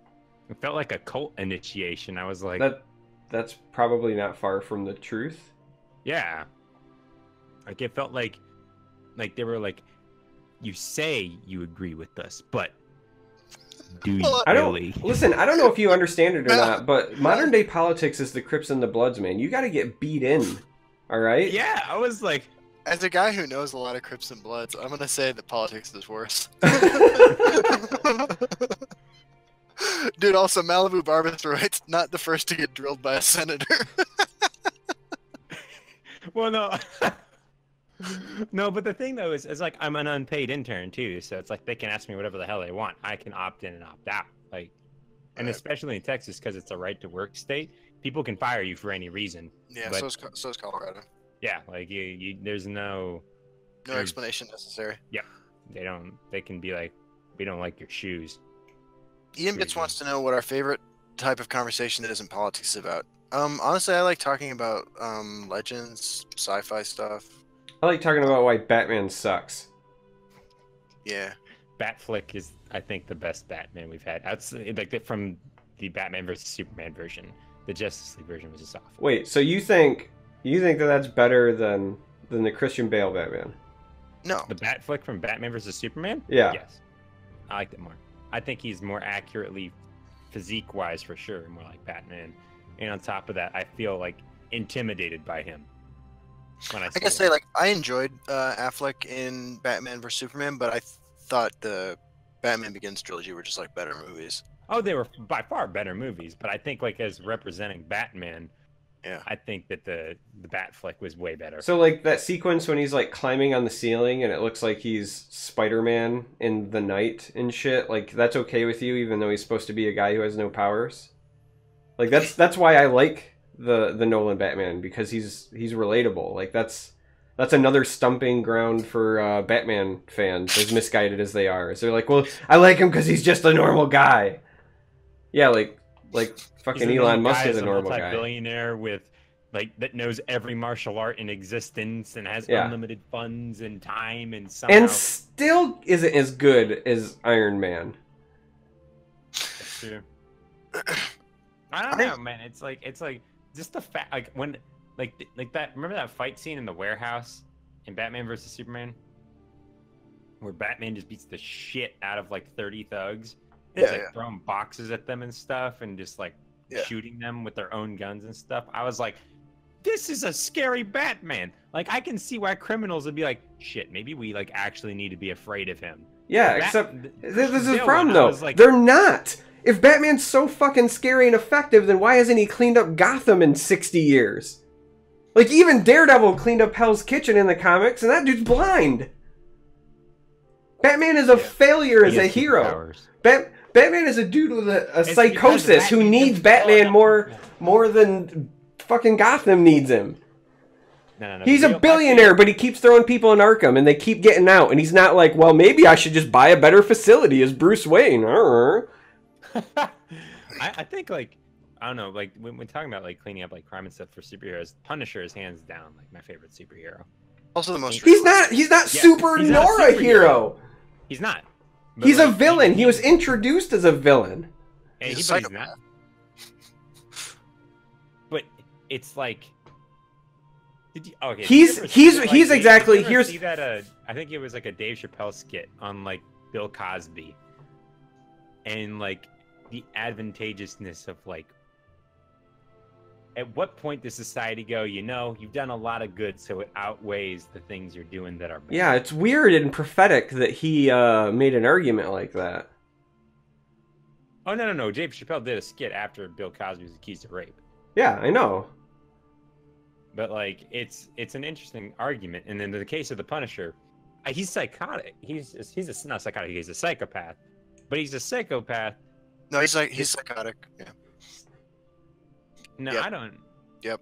Because what he's doing is clearly wrong, but he does it anyway. And Is he's it clearly wrong? it's I don't think Yes. wrong. here's the thing, right? Let me point this out, right? I guess we could have a difference of opinion about this, but Right. Yeah. I think, like, well, principally, I think that there are people that are so evil in this world that should not exist. Right. So like let's just say hypothetically there's like a mass murderer, right? Yeah. There's a mass murderer. The guy has like hundreds of kills under his belt. Yeah. Not legally sanctioned, right? Like he's mowing people down with like, I don't know, machine guns, Bowie knives, whatever. Right? Yeah. And that's the Punisher, not his target. What the fuck am I saying? He's a mass murderer. Like I was following you along, so I realized you were making a point that was fucking my head. Yeah, like no, I mean that's you can say what you want. Like, well, he only kills certain people. He's still a fucking murderer. Like, no, I agree. On a massive level. Somebody like that. There's no place for somebody like that in real life. Ian Like, bits. Anyone else get a little nervous when Charmer talks about a hypothetical mass murder? Charmer's like, hypothetically, there's like this middle-aged white guy, right? Right. Yeah. Runs a podcast. Who may or Has may access to weaponry. Can we all agree that if any of us were to be secretly a serial killer, it would be Charmer? listen. Like, I'm not even gonna fight against that. It's totally me. Like, if it's one of us, it's totally me. I'm not even gonna fight that. Yeah. Like, No, but like he was introduced as a villain. Like this is what I think gets lost on people. Like Punisher's introduction was a villain, and in my opinion, Punisher time where like killing somebody goes no. Like now there's that different tipping scale, like where the average person has more access to anti-heroes and stuff like that. No, but it wasn't even just like the killing stuff. No, it's like literally Spider-Man was the public menace, so the Punisher and his ideology went, this guy's got to go. And even though Spider-Man was doing something good for the city, the Punisher's like, I gotta fucking kill him, right? This dude's he's a menace. He's on the loose. That's how he was introduced to the Marvel Universe. Considerably since then, like they're different characters almost. Part of my problem with the Punisher is just like my personal belief that like no one is beyond redemption. That's Well, that's why you're probably on the Daredevil side. Daredevil's great. Nah, I think Daredevil's a fucking pussy. Like, No, are you kidding me? he's such a little. Wait. bitch in the TV So show. He's such a little bitch. He's sitting there strapped to his own chains, and he won't kill the Punisher to save people. Like, Yeah, that's called morals, man. nah, no, dude. Like Punisher. You're faulting Daredevil for following a code when the Punisher follows his own code to the exact extremes. The Punisher is the exact one opposite. Code doesn't get the job done in the same vein that your Batman gets people put in jail and they just come back out and do more bad shit. But Daredevil in the comics actually did clean up Hell's Kitchen. Like, it was crime free. Yeah, like, he succeeded. I'm equating it to the more modern version. The Netflix show. Yeah, that's how I equate it more too. Jessica Jones, by the way, best Netflix show. I agreed up until I saw The Punisher. I thought The Punisher TV show. Listen, look, Jessica Jones I'm hating on the Punisher, it sounds like, but the John Bernthal Punisher, he nailed the character. It's fucking amazing. He's like, outstanding. The only issue I have is when people describe the Punisher as anything but a villain. I already said to you guys earlier, when I watch superhero movies, for me, the thing that engages me the most is when I have a villain that you can understand. That was what I said to you. I think the Punisher is engaging as a character. I just think that you also have to acknowledge that the dude is a villain, and there's no other stance to take. To me, anyway. Like, he might do things that benefit, but so did Magneto. Like, Magneto did things that benefited people, and he built a utopia in the Savage Land, and he did all these things. I 100% agree with Magneto's position, actually. Again. Me too. Wait, which position did I agree with? I agree with his position on civil rights. I agree with him in the sense that, like, he took the physical... Well, there's, like, the dichotomy between Charles Xavier and Magneto, that there's, like, the Malcolm X versus Martin Luther King Jr. And I think in the real world, Martin Luther King Jr. is much, much more effective and much more necessary for society to move forward. But in the case of, like the TV shows and comics, Magneto, like, I agree with the Malcolm X position. Shit, I agree with the Malcolm X position in real life. I think that, you know, like, I agree with it in a lot of ways. Sort of being sarcastic right now, but sort of being serious too. Punisher is a very 80s hero. I think that he's, like, a very grounded hero. Like, I think that the reason, like, the function that he serves, it appeals to just a very different audience. Like, I don't know. Like there's no other heroes really like him. There's, like, Wolverine. I was gonna say, I think he appeals to, veterans, police officers, things like that, for obvious reasons. But I also think that... You think so? Because, I mean, like, he does. I can tell you, as somebody who worked in a comic shop for a long time, they are the biggest backers of the Punisher. 100%. Military people, because it reminds them of their deployment, and police officers, because it's a reminder of what they wish they could do. because your I guess, cop like, is your average guy that just is happy to carry a gun.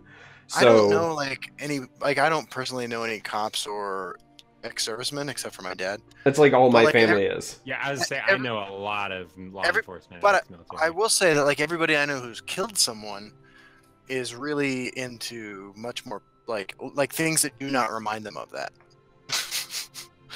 Yeah, but this is not like, this isn't like, oh, this is my sad reminder. Like, this is, because to me the appeal They to the identify with Punisher, it culturally. they identify it, but to me the people who do really like the Punisher and view him as a hero are the people that really just want to take the easy way out. Because to me that's what the Punisher represents, right? Really? I do. I don't think I that's think the easy I think it's 100% like, listen, I can end this now and not have to deal with it forever, or I can try to take him alive, which is always harder than just straight murder. I can talk about potential rehabilitation. There's all these avenues that open up when somebody's like left alive and you have to deal with like courtrooms and legal systems and trial, or I can just murder them. Like, it's the easy way out. And the people who have that appeal are the people who are either used to having taken it, whether it's in combat or deployment, or the people who spend all day chasing down crackheads and jumping over fences and wish that they could just not have to do that. Like, it's very much like that. Like, it's a, like, wouldn't it be easy if, right? They might not say that, like, publicly, but I've had a few people, like, confide in me and say, yeah, absolutely. Like, it's, you know how much easier things would be if they could just do that? And they always, like, they have it with the best of intentions. Like, no, I'm not saying these people are murderers, but I'm saying that, like, they know, like, hey, this is, like, the 11th time I've arrested this dude for beating his wife. Wouldn't it be nice if I could not have to do that anymore? You know? Yeah. Like, that's what the Punisher represents to them. Oh, I think it represents more than that as well. Like, even just to the extent... Did you ever see American Sniper? Yes. No. Yeah, like, remember how, like, they identify with that culture of the Punisher because it's not just it's an ideal. Like, it's not just, okay, I go out and take the easy route. It's very determined and very punctual about goals and trying to always adhere to what that character thinks is right. He might be a psychopath in the case of more in the character, but like it's a very pointed realization that you're willing to go to any length to make sure you do the right thing. And that means killing somebody in the case of his character, he's willing to do that. What makes him a psychopath, though, is that, like, murder is not the right thing. Or that it's not the go-to answer, like, every time, and it's not drawn-out torture. But right and wrong are determined. Like, you're not running a guy over with a steamroller. Like, even murder is literally, the definition of murder is the unlawful killing. Right. Like, at the end of the day, the question you need to ask is it not that murder is the wrong thing? Is it killing is the wrong thing? I think, I mean, my personal position would be yes. And I think that it's situational. I don't think that I think that in general, you can't just be like, yeah, it's fine to kill whoever you want, obviously, because that's wrong. But at the same time, there are certain things that do inhibit, like somebody like it's like the Hitler argument, or like the Kim Jong-un argument, or like the Stalin argument, or the Mussolini one. Like those are people that I think that I would never in a second, in the blink of my eye, go, wow, those are people that I would try to redeem. No, they're non-redeemable in my eyes. They've done too many bad things. They're better if they're just gone.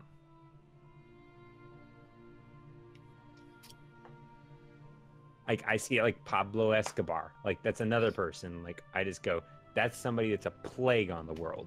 Like, if they're gone, it's better. And it's like why and I think that the way you do that is you don't do that. Like, that's the difference too in like a TV show like The Punisher, is that it's the individual taking on those responsibilities rather than having an institutionalized system take on those problems, which is like a big disconnect. Like, you can't have individuals deal with that kind of stuff. You have to have your governments and your law enforcement be upstanding enough to do the right thing to deal with those situations.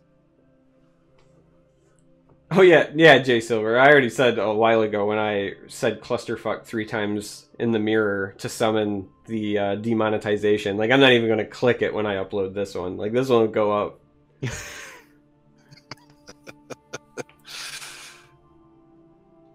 North wants us to talk about Cool Lockkeeper. It's fantastic. Yeah, I really like it. I think it's real strong. It's Going turn, if you have ring turn 1,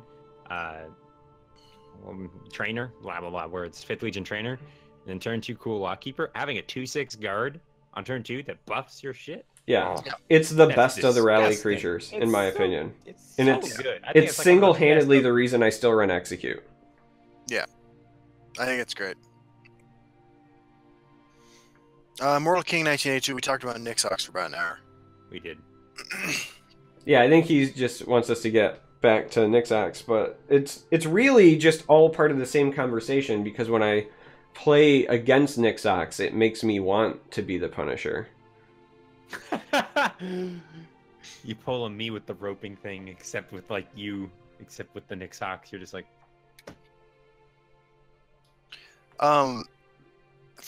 Yeah, I just want to make sure I'm clear about my position here. I am not for killing anyone at all. I think anybody can be redeemed, and it's just a matter of the correct intervention. And there's no intervention after like death. So that is true. Yeah. I'm not a fan of that. No, I know a lot of people that are that way, and I don't know, I just think it's. I mean, I know a lot of people. I work with a lot of people that have killed a lot of people, and these are people who, at one point, were net a lot of negative utility for this world, and something happened at some point, and things changed, and now they are not just functioning members of society; they're helping other people advance their lives in positive directions, and they're contributing. And I don't think it's ever too late for anybody to do something different. And what's in the past is already in the past, and it's not like punishing someone for something they've done it has any social utility at all. Like, even as a deterrent, we've study after study has shown that harsh punishments for crimes don't deter people from committing crimes. So what we need is just better rehabilitation in order to effectively improve our society. Well, what's interesting is I don't see punishment as a method of deterrence. I think it's a function of deservance. Like, you can't just do whatever you want. That's how I see it. Like, there needs to be some ramifications to actions. Narth, if you kicked my cat, I would hunt you down and kill you. No, I was kidding. John Listen, I will Justin Wick. Yeah, I no, will John Wick for my pug. I'd be pretty upset about that. I'd be John Wick for my dog. Propaganda style says being locked up forever is worse than death. I 100% agree. I want to make sure it doesn't get lost. Shannara asked if any of us had played any houses to success, and if so, which one? Dagoth. 100%. Dagoth is disgustingly good. I have a great win rate with a Telvanni Altar deck. I wreck people in Arena with Redoran. Jeez, dude. Redoran in Arena. Oh, dude, Rally is disgusting in Arena. With the ring, I don't think I've ever lost with a Redoran deck. I've tried a couple of different things, but in Arena, I should clarify. I was most successful playing House in my teens. So successful that I locked down my wife, and we've been together for a long time now. That is true. 18 years in December, so... Yeah. But I played a lot of House before I met my wife, too. The jokes. Listen, I can do that. I can yo-yo back and forth between the serious and the dad. I can't tell if that was a joke or if it was serious. Zombie Hunter 9x19 wants us to talk about which unique legendaries we think have the biggest genitals. Gentleman Jim Stacy, hands down. I mean, he would just... So when you're thinking about large balls, like, yeah, maybe for a human, but how big? Like, dragons have to reproduce somehow. Yeah. Like, you know what? Gentleman Jim Stacy, bigger than Alduin. I'm calling it right now. Dude's so hung that when he comes into play, you want to give him some. It's literally his summon ability. He just whips that and he's like... He just asks, and you're like, yes, sir, I will give it to you. Is that what you say? Is that the line you give? No, usually my mouth is full. Oh my god. This is the first episode of the podcast where we've gone down in viewers consistently over time. Yeah. Yep. I mean, it was a good run. I told you we were getting canceled before we hit 30. Didn't see this coming, eh? Fucking self-fulfilling prophecy tonight. Ooh, and Amher's Keeper is a pretty good answer to that too, but he is Yeah. not a unique. That is. He's like Aquaman. Is anybody playing Tribunal Control? I mean, if you play Tribunal Control, you're just gonna lose to Nix-Ox. Yeah. You really do. It is an auto lose with that deck. Yeah. Unless your opponent just is really bad at playing it, but That otherwise. is, yeah. Yeah. Why don't you just? Or come you at draw me? your Death Priests in very opportune moments. Yes. I did beat a Nix-Ox deck on Tribunal Control because I Death Priest a Laneth and then 2 turns later got a Nix-Ox and they never got the combo off.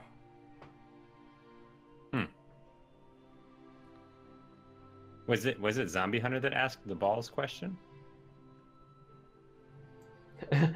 Yeah. Yeah. He didn't phrase it like that, but yeah. Oh. Wait, what if that wasn't even his question? He's just like, you're asking the question? Nah, Zombie Hunter 9x19's question included the phrase like meat sword or something. Meat swords. Hey, thank you very much, Jack GN67. I really appreciate that. Maricon suggests scaling into Death Priest, which I've had done against me. Yeah. Yeah. That's the way to go. Propaganda Style 87 says that Vivek Spear is named My Dick. Is it really? Is that really the case? I think that it's close in pronunciation or something like that. Oh. Is it really? It's like the Gaelic version. Is it like Middick? My duck? God, this is the worst episode of our show we've ever had.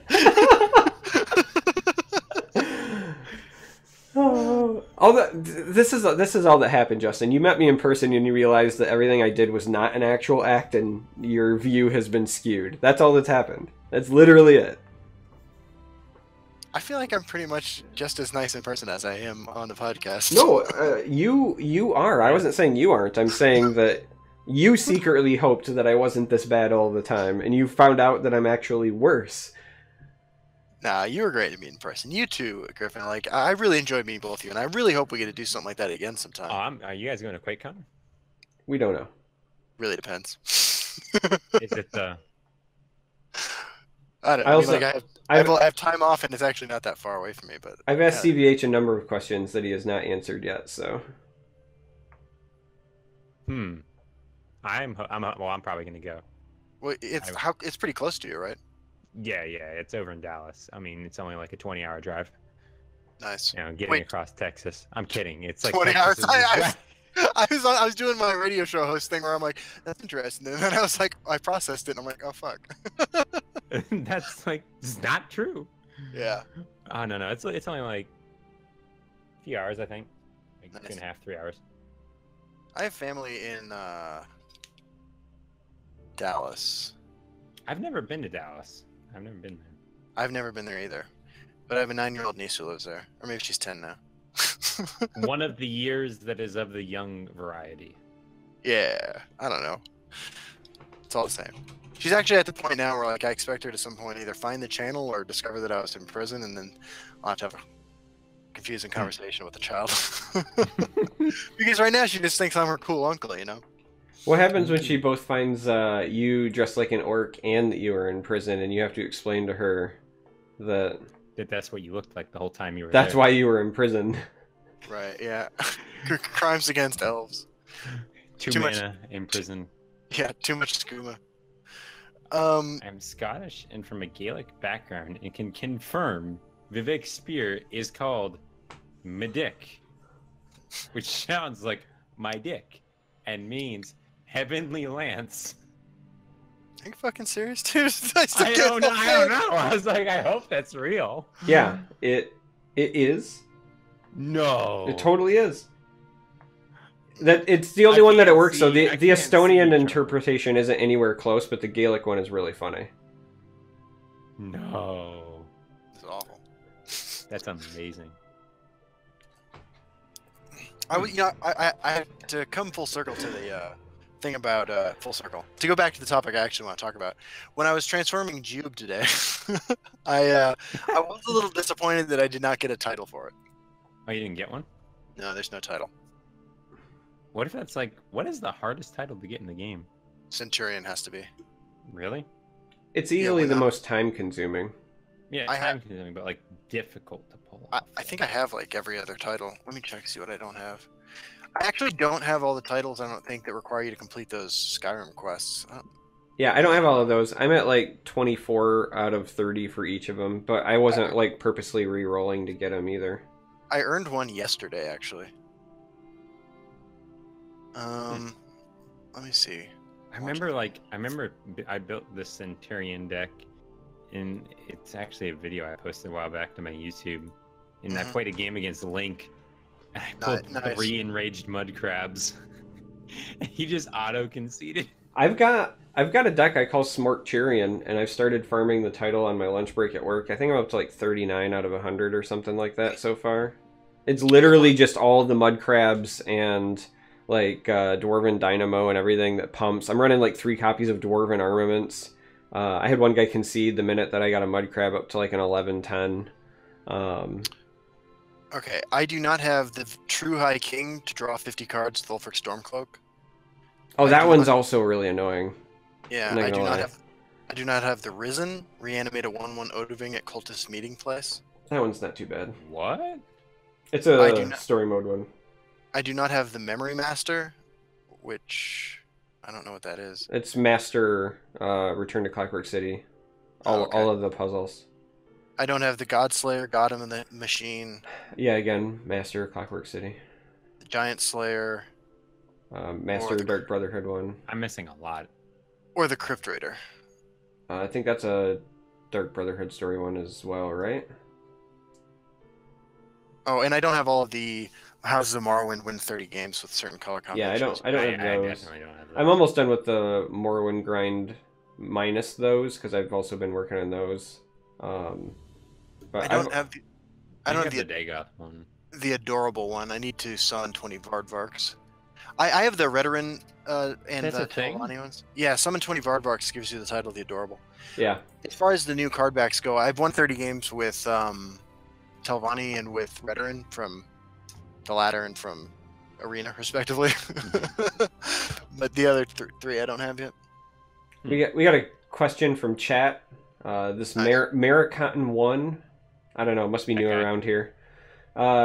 Asks if you could play 3 Juibs, would you? Yes. The hardest part of the deck was drawing Jube. I was running- Jub needs to be drawn, so yes. Yeah, I was running Brass Arquebus to pull them out, along with Shadowmere, and my other one drop was the Serethi Scion, so I could rally onto Jube.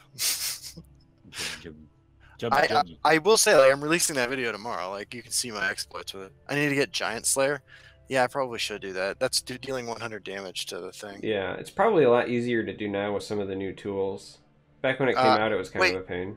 You have an infinite turn timer, right? Yes. I should be able to do that with Nix-Ox. That's why I said it's probably a lot easier to do now with the current tools. Yeah. But it used to be a big pain. Yeah. Hmm.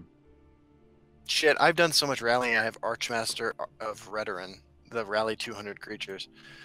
Wow. Yeah. To answer your question, I didn't even Kania, look at the new titles. I think the Slay thing doesn't trigger for Juib if he dies because the product of Slay is his like change, and you can't change if you're not on the board, right? It's not like let me put it this way, like the 2/2 flaming hot chick, right? Doesn't turn into a werewolf in your grave if you break a rune because the beast form Right. triggers the change, and so the Slay, same thing. Like you can't slay. And then, like, the change basically always occurs on the board. Like, you don't change in the grave. Or at least, as of right now, we have no mechanic that changes in the grave like that.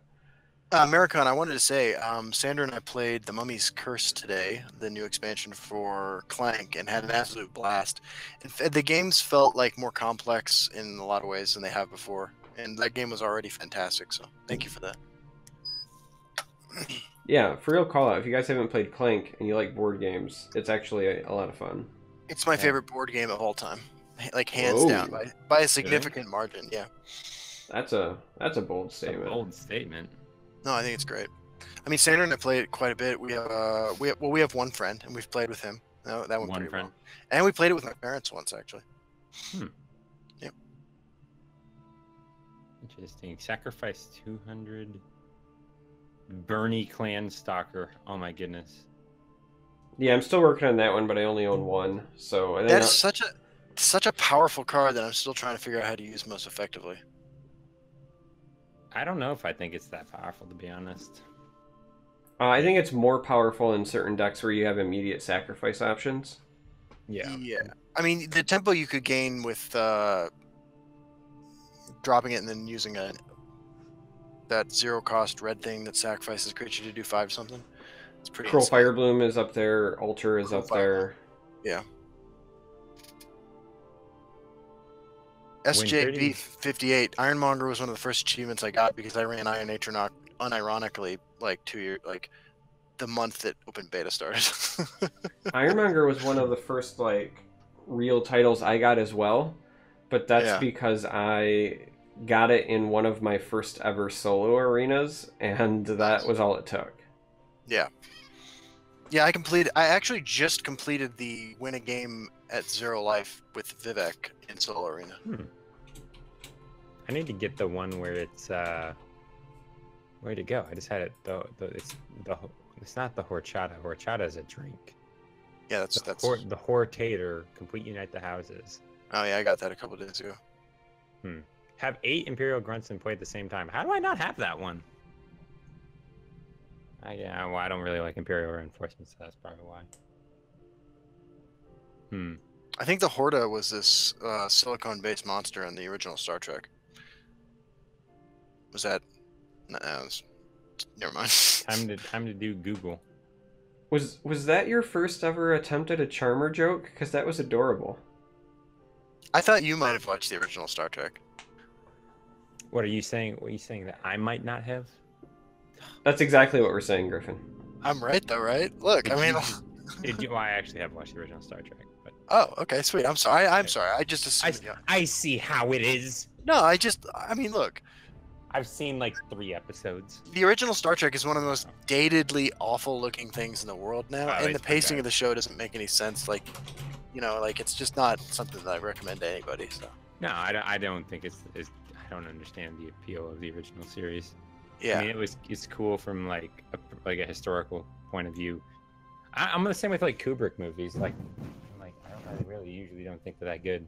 Really? I love all the Kubrick movies. I still think 2001 looks genius. I couldn't finish it. I literally couldn't finish the movie. I thought it was that bad. Were you sober? Yes. There's probably your problem.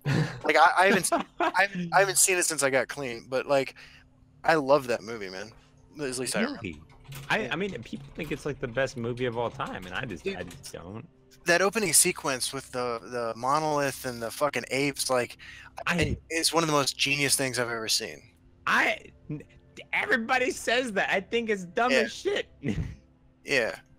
Like it's just like, it's so like, it just feels like it's trying too hard to be like artsy. If you get my drift, like it's like there's certain things that are just like people say they're good because they're artsy, and I feel like that it's come to the point where that movie has become like the pinnacle of people say it's good. And I'm not saying in your case, but like people think it's good because it's artsy, and it's because it's artsy people say it's good. Like it has very good cinematography in a lot of the scenes, but like I cannot. It still looks good. I mean, even just the special effects, like it still looks good. The special effects are amazing. I like that. It's like a 60-year-old movie. Outside of that, I just cannot get behind. Like it's just. Ugh. I do agree with Chad that the book was better, but that's always the case. It's not always the case. There's a book for it. Yeah, there's like 4 of them. Really? Zombie Hunter wants to see A Quiet Place. Sandra and I went and saw that a couple weekends ago. I don't like horror movies like Griffin and I were talking about earlier, but I thought The Quiet Place was really good. I've heard amazing things. Somebody says Isle of Dogs. I loved Isle of Dogs. It was so awesome. I haven't seen that one, but I am a huge Wes Anderson fan. Like, it is awesome. All of his movies are like among my favorites. And Zombie Hunter 9x19, I have seen Requiem for a Dream, yeah. I need to watch that still. I need to watch that still. I watched it in high school. I think that was our anti-drug movie. Are you serious? I'm dead serious. Wow. Wait, which one was? Requiem for a Dream. It's one of the most depressing films I've ever seen. I don't want no spoilers. I've been avoiding spoilers like the plague for that movie. It works out about as well as you think it would.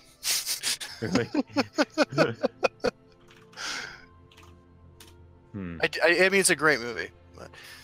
I hear really good. I was just blanking on the name, but like I think my favorite director that I could follow is probably Edgar Wright. Edgar Wright, what's he done? Baby Driver, Scott Pilgrim versus the World. I love Scott Pilgrim. I do like the Scott Pilgrim movie. Scott Pilgrim is one of the rare few films that I think the film is better than the source material. Shaun of the Dead. Oh, okay. Yeah, I love Shaun. Hot Fuzz. Yep. Oh, he made Ant-Man? Oh, he wrote Ant-Man. He actually was originally going to direct it as well, but they wouldn't give him enough creative freedom, so he dropped out. Huh, okay. I haven't seen Baby Driver, but... Oh, that movie. Yeah. Probably one of the funnest movies you'll ever watch. So good. Fair enough. I'll have to check it out. It is. I saw that.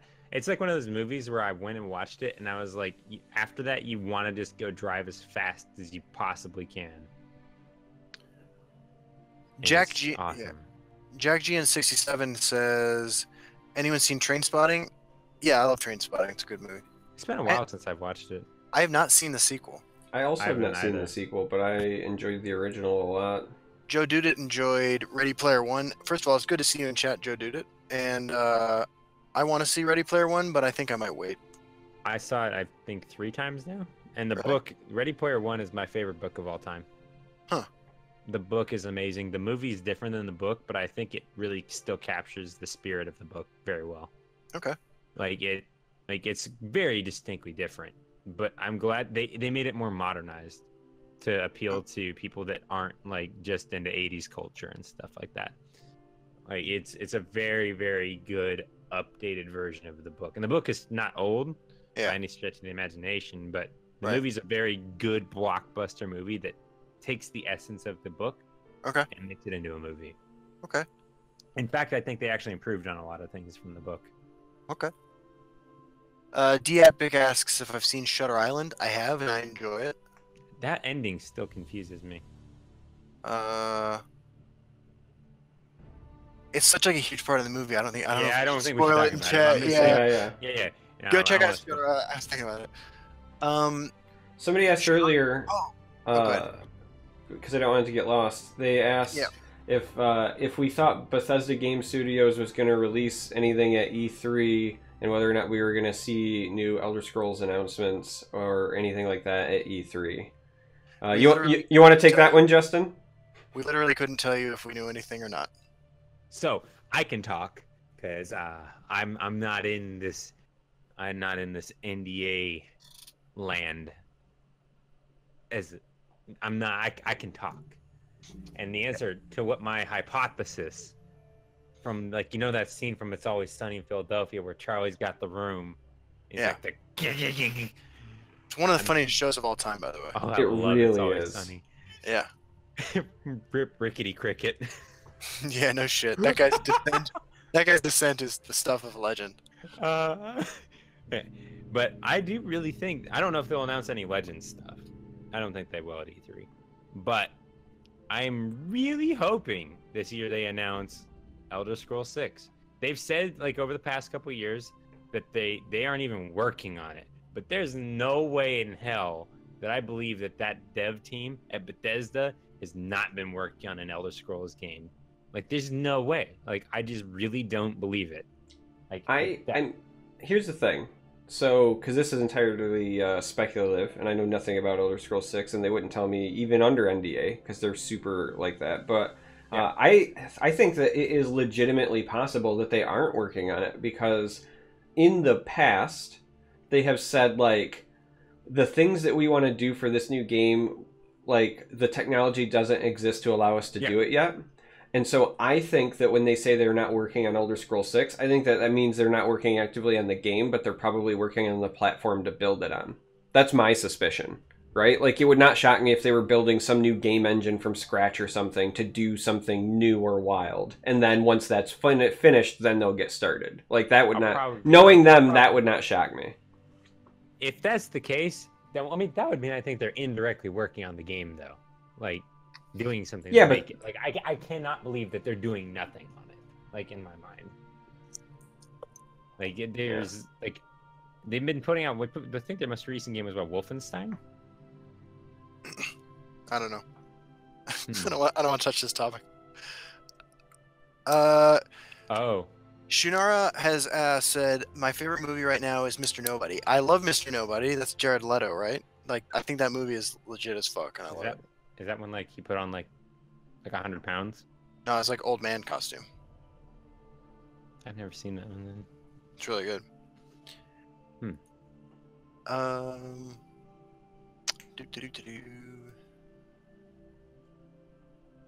They need to port Skyrim to 5 new platforms first. The Dreamcast? That is true. Listen. They'll stop putting Skyrim on new stuff when people stop buying it. True. Skyrim's a great fucking game. Like, I don't fault them at all for putting it on different platforms. I didn't really like Skyrim a whole ton. Also, I enjoy here's the other but thing. I like Oblivion way more. But here's the thing, right? Like, I can for as much shit as they catch about putting Skyrim on everything, to me, it's really exciting because that's them, in my mind, planning for the future. They're basically saying, like, we've been able to take one game and put it on all these platforms, so now the expectation is when they release more games in the future, it'll be wildly accessible to everybody, right? Like, this is them using a tried and true thing as their guinea pig, and then they can do that going forward. I actually think that that's, you know, I know that people say, like, we're tired of getting Skyrim or whatever, but I think it's really cool when you talk about the future planning aspects and what that means for, you know, widening your audience and making it accessible. And I don't know, maybe that's like the business nerd in me, but I think that part's pretty cool. I agree 100%. It's an interesting view of it. Hey, what's up, Arkham Warlock? It's good to have you here. Arkham. I love the shit you do. I love it. He does the shit stuff. Yes. He does. No, actually, I make the shit stuff. He does the good shit. Yes. That is the thing that does the stuffs. It is a thing. Tesla 6 will be a 32-bit at launch to save on unnecessary production costs. I have a movie confession. My favorite film, it's not the best movie I've ever seen, but my favorite movie of all time is The Beach. What is that? It's a Leonardo DiCaprio film. Yeah. It is. Don't ask me why I even know this. I own it on VHS, on DVD. Like, I own the CD soundtrack. Like, I just fucking love that movie. It came out at this moment in my life where I needed to see it, and it stuck with me over the years. And it's also one of the few things like that I enjoyed when I was using that I still enjoy as much sober. It's like a Danny Boyle movie. Huh. Yeah, it's fucking legit. It's written by Alex Garland. It's based on a book written by Alex Garland, who's now a big director of his own in his own right, and it's just amazing. I recommend that to everybody. Every time I type in The Beach, I'm trying to get images of the movie. It's giving me pictures of more beaches. Oh, I found a picture. Interesting. I mean, it's my favorite film ever. I think my favorite film of all time is probably...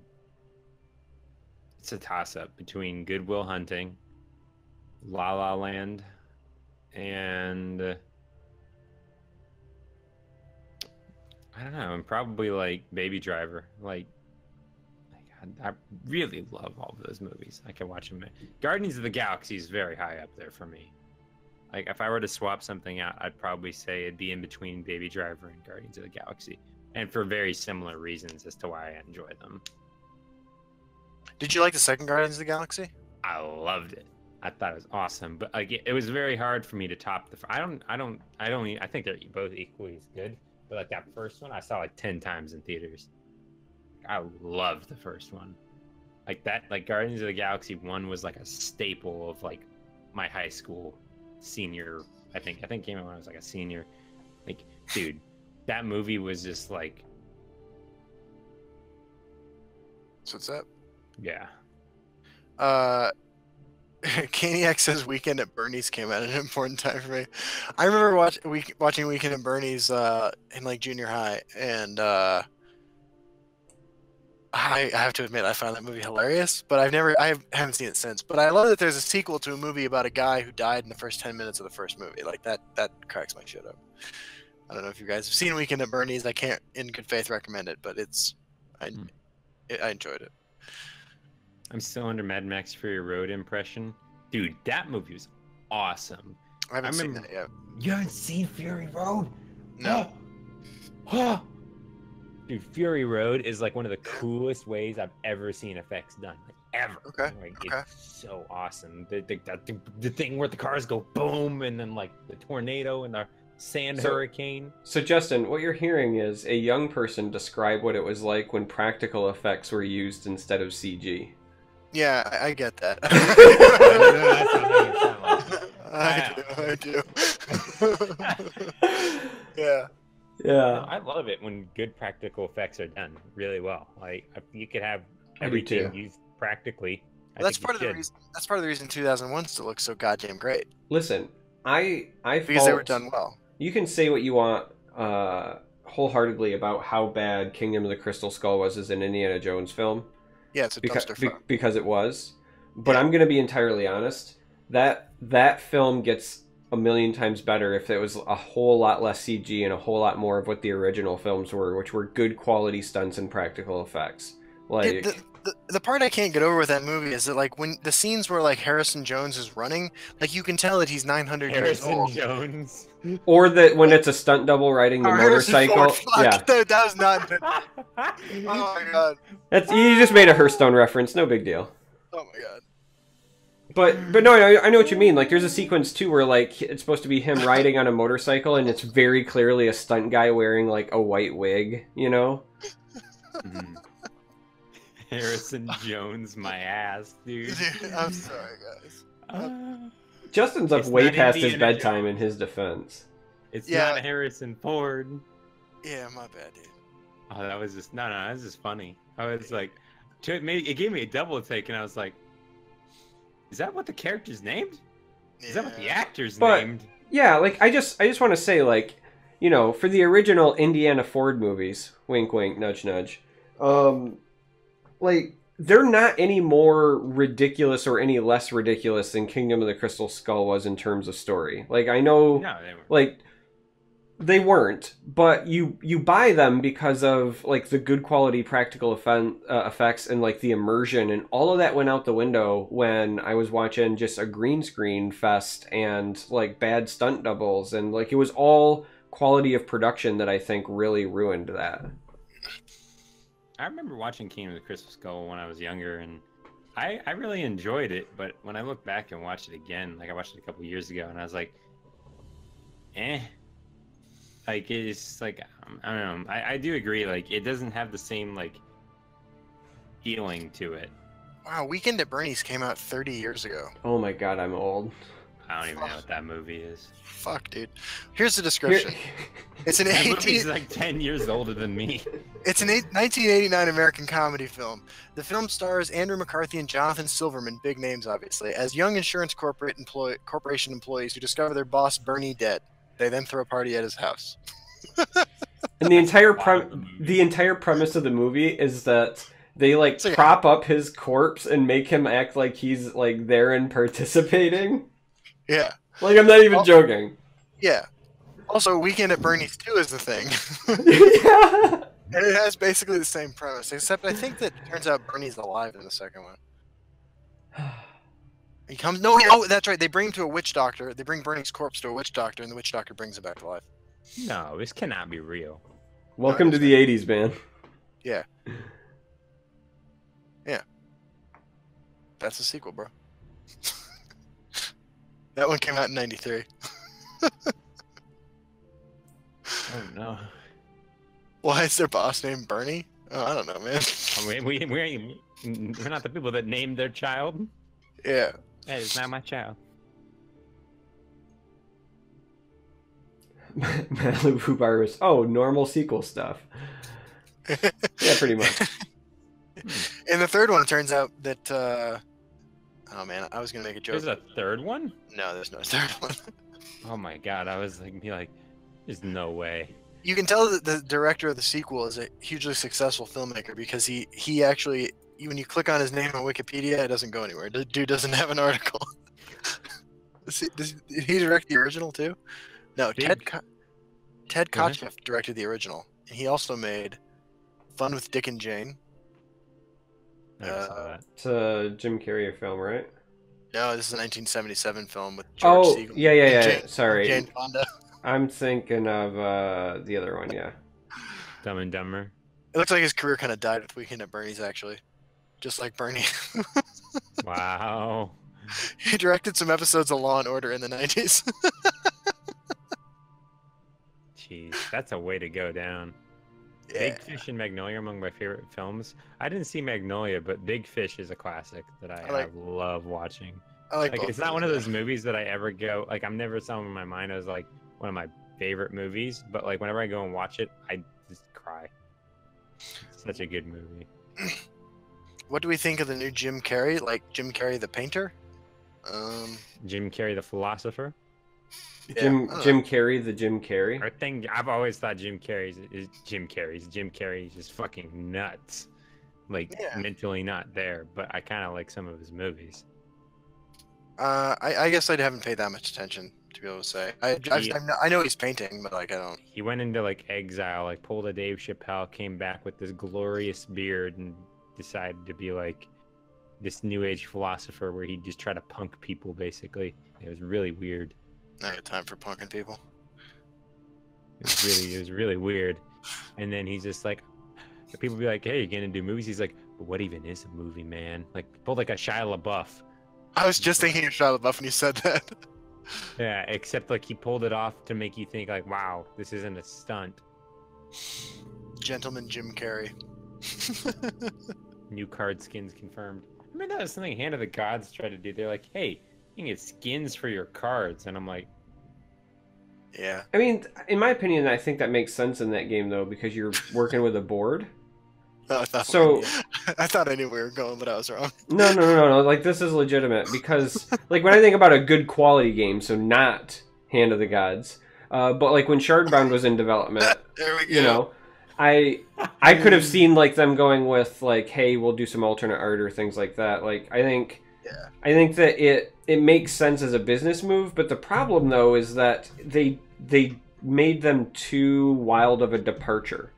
So like, it wasn't like, because imagine like a new player, right? Like, it's not like I see Zeus and then there's like Zeus but in the black costume, right? It's like Zeus or this dude who's a DJ. Like, it's like League of Legends level skins, you know? Yeah. So you could be like, all I kept thinking of is like, if this game ever really takes off and people are like actually watching tournaments, people are going to be like, well, I thought this was about like Norse gods fighting Greek gods, so like, why is the DJ killing the astronaut and what does this have to do with Cthulhu? Like, that's where it was going to go, but That's thankfully then the game just died. "Rip Hand of the Gods, 2018 to, or not even 2018, 2017 to 2017." One of the worst games I've ever played. I didn't think it was horrible. It's just they got bad like once they started making it doing nothing and making everything expensive and just nerfing shit for the sake of nerfing it. That was the epitome of like, some people complain about like Direwolf and Bethesda listening to the masses for nerfs. They literally went to Reddit for Hand of the Gods. They went to the Hand of the Gods Reddit and go, take a poll on see what you want nerfed in the next coming patch. They did that like twice. I was like, Yeah. this is how you balance things? This is how you balance it? You just ask the masses, what do you not like? Like, we'll just get rid of it. Reddit, please. Please. Well, We need to that hear doesn't your sound- voice. That doesn't seem like a great plan, but it's also not terribly surprising given that it's the same people who came up with that game in the first place. Yeah. What I want to see is another Final Fantasy Tactics, and if they just made that online, Oh my god, right? that would be like the greatest thing of all time. Or give me where you like level up all your Final characters. Fantasy, like a better card game. I know that they have a card game right now, but give me like a better Final Fantasy IP card game. I'm all in. Dude, I would love, that'd be amazing. I would just be, Are you, Griffin, are you in the MTG Arena closed beta? I got in, yes, I tried it. after 7 years. I got in. I tried it. I haven't installed it. I just recently tried it, and the only thing playable is Scarab God Control or Mono Red. Yeah, it's pretty boring. Yeah, it is incredibly boring. It's pretty bad. Yeah. They need to have all of the cards. Oh, dude, I hate to digress so much, but I had one unopened pack in Legends, and I had declined to open. So I was like, oh fuck it, I'm gonna open this pack. I just opened my first like legitimate like not crap pack, not god pack, but pretty good. I'm gonna Post it to Reddit. Yeah. Well, it's 3 epics. No wait, 4 epics, a rare, and a legendary. I say it every time it comes up, but I'm legitimately. I'm legitimately not joking. I have never opened a pack. I've been playing since closed beta. I've never opened a pack that had more than 1 legend in it. Like I've never even gotten 2. So you bet your ass. The other day. Yeah, no, you bet your ass. I ever open one that even has 2 legends in it. It's going on Reddit. You wait. There will be a party. I will like Photoshop me dancing or some bullshit. Like there's gonna be something going on because I have never had it happen. Zombie Hunter 9x19, where do you live, bro? Let's have some coffee. Come to a convention and then convince somebody to pay for us to join you. Here's the thing, though, Zombie. You may or may not know this. If you have coffee with me, it's also going to be with a random stranger. That has been my experience 100% of the time having coffee with strangers. I'll be right back, guys. I gotta go to the bathroom. Yeah, that is factually accurate. Just dying from throat dryness. Feels like I just swallowed a pack of dry. I mean, I don't know. I'm fine with it. I'm fine with. They're words. I pulled a couple decent packs in my day. Played the card game in packs. Yeah, Ian and I actually played the Final Fantasy card game while we were there. Yeah, actually, cool. True story. Like, you can't make this shit up, right?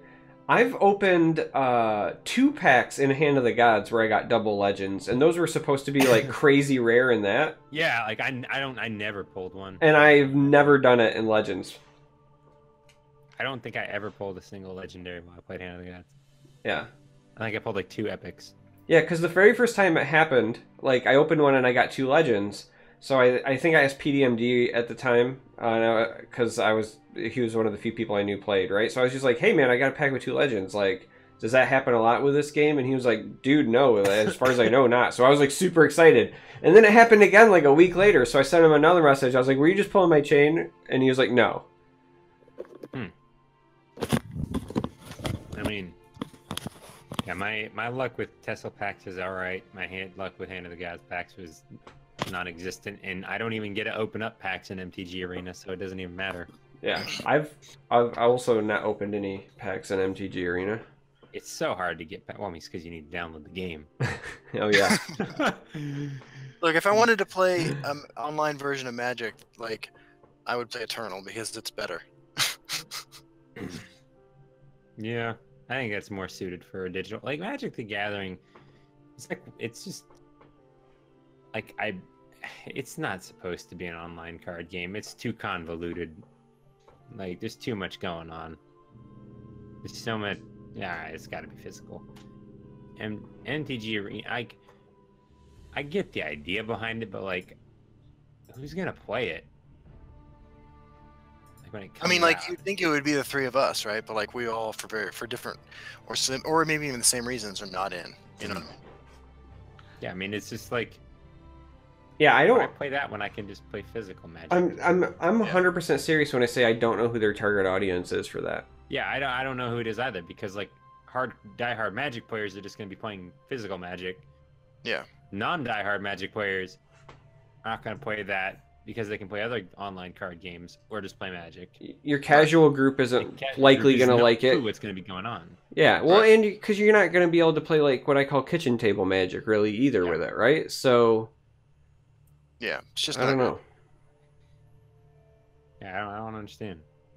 Dude, I got really hyped with the announcement of it a while back, and then now that I'm seeing it in practice, I'm like, man, why did I think this would be a good idea? How did they think this was going to be a good idea? I've had a few people tell me in private messages that they thought I was insane when I said very early on that I'm probably just going to outright pass, and I wasn't excited because I mean, I'm excited for every card game, but Same. like I'm just not excited for this because I've already played this card game, and this is going to be a worse version of this card game in my opinion. So I don't know. The one card game that like some people are just like, that bitch damn to be excited for. There's no way you can know. It's just Valve is Artifact. Like, hot damn, dude. I am hyped for that game. Are you really? Oh yeah, I'm super hyped. I'm for super it. excited, and I lurk on their subreddit pretty often, Same. but that is like Toxic as shit. That's something else. I don't man. know how it could be so toxic considering the game isn't even out yet. But I actually know exactly how it can be successful. so. I know how it can be so toxic. So you have to remember that the primary people that are going to be there are either people like us that are excited but likely patiently waiting because we're used to card games and we know the score, or the people who see that it's related to Dota, so they're coming over MOBA players from a MOBA. And if you guys have never experienced a MOBA community, basically, Hand of the Storm, And Heroes of the Storm game community is pretty cool. I am the reason but that MOBA games have bad communities. I am one that feeds into that. yeah, Really? like Yeah, dude. It's MOBA not- games, yeah, I'm always really supportive in Heroes of the Storm and like tell my team good job and stuff. well, yeah, you are, but like, here's the thing, No, Justin. dude, League of Legends is like the most tilting thing for me. Like I am never. I'm a pretty like. I'd say I'm pretty chill, but like things that like certain things make me mad, and everything that makes me mad is just bundled up in League of Legends, in one game, in one environment, and like it's the worst. There's a And reason- it brings out the worst in me. I say shit that I don't think any human has ever concocted with their mouth before or typed out on the internet, and I am somehow never been banned. Yeah, but there's a reason for that. So in my opinion, it's the same reason why Overwatch has this problem. Anytime that you have a team-oriented game that you're likely spending the majority of your time either solo queuing or even if it's like with a friend for duos or something, you're going to have scenarios that are beyond your control, and that it's going to be much, much easier to focus on the faults of others than it is like your own shit, right? So you naturally just like outwardly project. Like and I'm not saying like you, I just mean like it's human nature that this happens. And so when you have that feeds its way into the community, and people will go post, and there's the classic like I'm in bronze 3 and I can never get out and it's always my teammates' faults and so on and so forth. And that's just like that's MOBAs, that's Overwatch and other games like that. And so when you take that community, and like I said, there's the people that are used to that and they come over to that like Artifact Reddit, they're already like pretty like used to negativity. But then also the fact that this game is going to be pay to play, right? There's a barrier of entry that's monetary. Yeah. We don't know how much. But that's the other part that kills me. There's a lot of complaints about how expensive this game's going to be, even though we've not, like, it could be like 10 cents a pack, right? We've been given nothing. But anyway, the game's going to be like super expensive and you need to be Bill Gates to play, according to the Reddit. But the fact that it's pay to play at all, when the base game of Dota has always historically been free, is another sore spot. And so, yeah, like if you haven't been to the Artifact Reddit as of yet, it's a wild ride, so. I too like to live life in the edge. D. Abic wants to know what our favorite picks are from the new Morrowind cards. What are some of your guys' favorite cards? Hand of Dagoth, Odinoran, Odinian. Yeah, the Necromancer's been real interesting. I've enjoyed playing around with that. I don't have them. I just like it. Like I wish I had them 100%. But like that's one card it's on my craft list. Yeah. The Hand of Dagoth is just busted. I updated the Shrine of Namira Warrior deck with the new legendary vampire that gives you blood magic spells. And the Monday Clan Sorcerer. Yeah, and with the Necromancer, and I had a pretty successful run with that deck. That was a lot of fun. Hlalu Sharpshooter pulled back with Necromancer will trigger the plot and was a really powerful play. Ah, interesting. I like that. Is an interesting thing. Other, Charmer? yeah. I was gonna say, Shannara hits on the head for me. The Telvas Magister. I was excited when I saw it. It's been as good as I expected it to be in practice, and I want to play it in every deck that I'm allowed to. Like it's a 5/4 body with ward is massive. Like when you think about how important High King Emmerich was for a long time. Granted, it's got an amazing summon as well, right? But the fact that High King Emmerich used to be 6 for a 5/5 with ward, and the Magister gives you 6 for a 5/4 with ward. It's a massive body. It's resilient, and then it gives my face ward. There's so much utility in that because not only does it really help me as a control player, but even in like a mid-range like racing scenario, you set up scenarios that favor you. It's kind of like, reminds me of like a more expensive Harpy in some cases. Like you're negating an attack, even if it is just 1 damage. Like sometimes that matters. It messes with the order that people want to attack you and the way they need to engage things. Like I just really like the card. I want to give a quick shout out to Jelly and Warrior7 who joined us in chat. Indeed. I really enjoy. What else? Okay, what do I really enjoy? Taking a look through here. It's tough to say. I've had a lot of fun with a lot of these. I do have a new appreciation for Scar Drillmaster as an unplayable but very powerful mid-range card. I think that Genius Pathmage is a lot of fun to play around. I like the Barrels Ars Tinkering. I think that's probably one of my funnest cards as well. It's an interesting one. I actually think Prison Ship is better than the hot garbage it looks like. It's unplayable because of its the way it poorly lines up with certain cards that are pretty ubiquitous, but I have had a lot of fun playing with that card. My fix for that card is just make it a support, not a creature. Yeah, I could see that working. What else have I been enjoying? Like, honestly, there's so many cards. I found Awakened Dreamer to be a lot of fun. I mean, once it gets to 5 power on its own, it triggers on its own, and done some pretty cool stuff with that in Arena. I like Burn Clan Nightstalker. Oh, I don't know, man. So many cards. I do like the new Skeleton Tribal stuff. Not that I think it. Too. Yeah, I don't know that it's like it's definitely not tier 1, but I like suddenly making that race relevant. I think that's pretty cool. I think it's like tier 3. But yeah, I mean, it's something you could bring on the ladder, and if you're a good player and you've got a lot of experience with the deck, could have a reasonable win rate with. Yeah, indeed. You can hit Legend with it. Yeah, Mudcrab Merchant's fun. Oh, Mudcrab Merchant. Oh, all right. We need the consensus. You guys think it's not just like a fun card. You guys think it's a good card or a bad card? I had success with it in a mid-range Crusader build. I think it's pretty good. I think it's pretty powerful. And I think it's above average. Yeah. I found that when I was running it as a 1-drop in my mid-range Crusader, it gave me a decent-sized body that I felt totally fine with, either being the target of a rally if I drew it later, or equipping with like a Gavel or a Steel Scimitar early. Like it can become a 3/5 turn 2 with a Scimitar or whatever, right? Like it's a reasonable enough size. But then the fact that I got card choice usually meant that in mid-range I was closing out games before the card that I gave to my opponent ever mattered. It's all, like in all the games I've played in that deck, it's only backfired on me 1 time so far. And it was in the card that backfired on me was a Firepot Spider. So it's not like I gave them something amazing. It was just literally the one like tool they needed randomly. But it's performed really well for me in the limited scope. Like it's just been the one deck I was testing the waters, but I was not disappointed with it. I am a big fan of the crab. I do think I have to give credit to Lich's Ascension in this. Like, look, I think it's a terrible card, but I've never spent more time trying to break a card than I have spent with Lich's Ascension.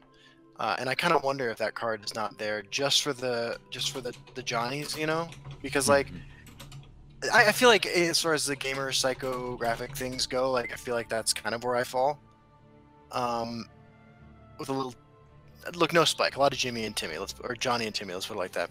And I found Lich's Ascension to be a really compelling card to fuck around with. Are there 4 like categories of players? It's Johnny, Timmy, and Spike, and then there's one more. Well, Orthos. I was gonna say there's technically like two more, but they're subcategories if I remember right. Like they expanded on it in an article years later, but I never remember those. I just know, man. I mean, do you ever watch it? Yeah, there's this guy I used to watch. It's like Alpha. Do you ever know who I watched that Alpha Investments guy? No. Oh wait, yeah, the Magic the Gathering thing. Yeah, Magic the Gathering guy. Yeah, I loved his videos. Yeah. But like, man, he just fucking shits on Timmy's like. Like it's like one of the greatest things. It's just like turn the name Timmy in my mind into just like as soon as I hear that, I'm just like, man, that's like some 10-year-old kid that just knows nothing about card games, but is playing card games. Malibu Barbus says Vorthos and Mel. Those were the two that I was trying to think of. That's like an awful way to look at it, right? Like, the Timmys are 10-year-olds. Like, get the fuck out of here. No, I know. This is how I think of it now, though. Yeah. No, I'm not saying that to you. I'm saying that to that dude. Yeah. He's just like, he'll be like, well, this card has this evaluation. And yeah, Rudy is his name. Oh, investments is Rudy here. Oh. But like, he'll be like, don't be a Timmy. Timmys are bad. Timmys will buy this card because they think it's good, but don't be a Timmy because it's bad. I'd be like, I don't want to be a Timmy. I think the underlying flaw in his assumption here is that like people who want to play these cards think they're good. Like, yeah, I mean that is the flaw. I know damn well that most of the time the decks I want to play the most are not competitive. Listen, and I'm totally fine with that. Like people play a game for different reasons. I don't want to help this guy's argument, but the counter is I remember being 10 years old and playing Magic and being like really excited every time I got to play Crawworm. So yeah, I don't remember what Crawworm did. That like 6-4. It's vanilla 6-4, but I was really excited. I remember like when my dad went to E3 a long time ago. He was doing some work there, and he ended up getting like a couple Magic decks, and one of them was like a Vizardrix blue deck, and another like that was like the big card in the deck because they were like it was back when MTGO was trying to do a bunch of advertisements for like a UI overhaul they had, and they were giving out like these decks. I remember it was like Ravenous Bailoff or something, like Rampaging Bailoff, and it was like a 7/7 for 6 or something like that, or 7/7 for 7. I don't remember, but I remember playing that. I was like, oh my god, this is like the most busted thing ever. And I don't know, I kind of wish like there was that time where you could like go back with card games, for at least for me, back to like when I didn't try to think of like, wow, what is the best thing I can get out of this? What can I get out of this? Like just sit there and enjoy the game. I'll be honest. I've never been an advocate for sideboards in Legends. I've been kind of open about that, but part of me misses playing in tournaments where you had sideboards, because my favorite thing in the world to do is I always included one card so that when people looked at my deck lists, they would say like, what is going on? Always, like my sideboard was basically 14 cards forever in my tournament career because I had dedicated one card to shenanigans. Usually, so like go-to in any format I was allowed to include it, even if I wasn't running the colors to support it, I included one Might of Oaks, and I always ran the one with the giant squirrel in the art. It's good times. What are sideboards? Sideboards are in basically I associate them with Magic. I don't know if they're in other games, but like basically in tournaments you bring one deck typically, and then a 15-card sideboard, and in between each game you can swap out 1 for 1 any quantity of cards from your sideboard in your main deck. So you can take 15 cards out of your main deck, put in your whole sideboard. You got 5 cards, put in 5 cards from your sideboard, 1 card from your sideboard, 1 from your main deck, and just basically change your deck to fit whatever you're up against so that you don't just lose to certain decks. Yeah, basically like instead of, so like in Legends, if you think about a tournament, we might bring like 3 different decks. Yeah. So instead with sideboards, you bring one deck and then a smaller pool of cards that you can swap in or out. So like you just get one deck, but then you can like tune it one way or the other. So like traditionally in Magic, you might put in cards that are just really good against specific matchups that you might expect to see. And then you would swap them in and out. Like I, used to run like Tooth and Nail, and then my sideboard would just be a bunch of like toolbox cards that I would want to find with Tooth and Nail, for example. But if you don't know what Tooth and Nail is or any of that is, then that sounds like foreign language to you, I guess. So my apologies. But yeah, like it's... Like the example the Dragon Tamer Blade gives is a good one. Like Memory Wraith, like that's a card that you would put in say your sideboard that you wouldn't necessarily want to run your main deck because it's not really going to be useful outside of just being a 5/5 for 5. But it might have particularly great matchups, like something that wants to abuse discard pile usage, and you would side that in to go to have that extra oomph against that deck. Yeah. So yeah. Good times. Indeed. If I get another Stolen Pants in the pack, I'm gonna scream. Seems like every other epic I get is that damn card. I mean, I would hope everybody's wearing pants. I guess I know where my pants went. That's fair. Yeah. Having gotten up twice in the middle of the show this time, I'm glad I decided to wear pants before I started. Have you not worn pants in some shows? Absolutely not.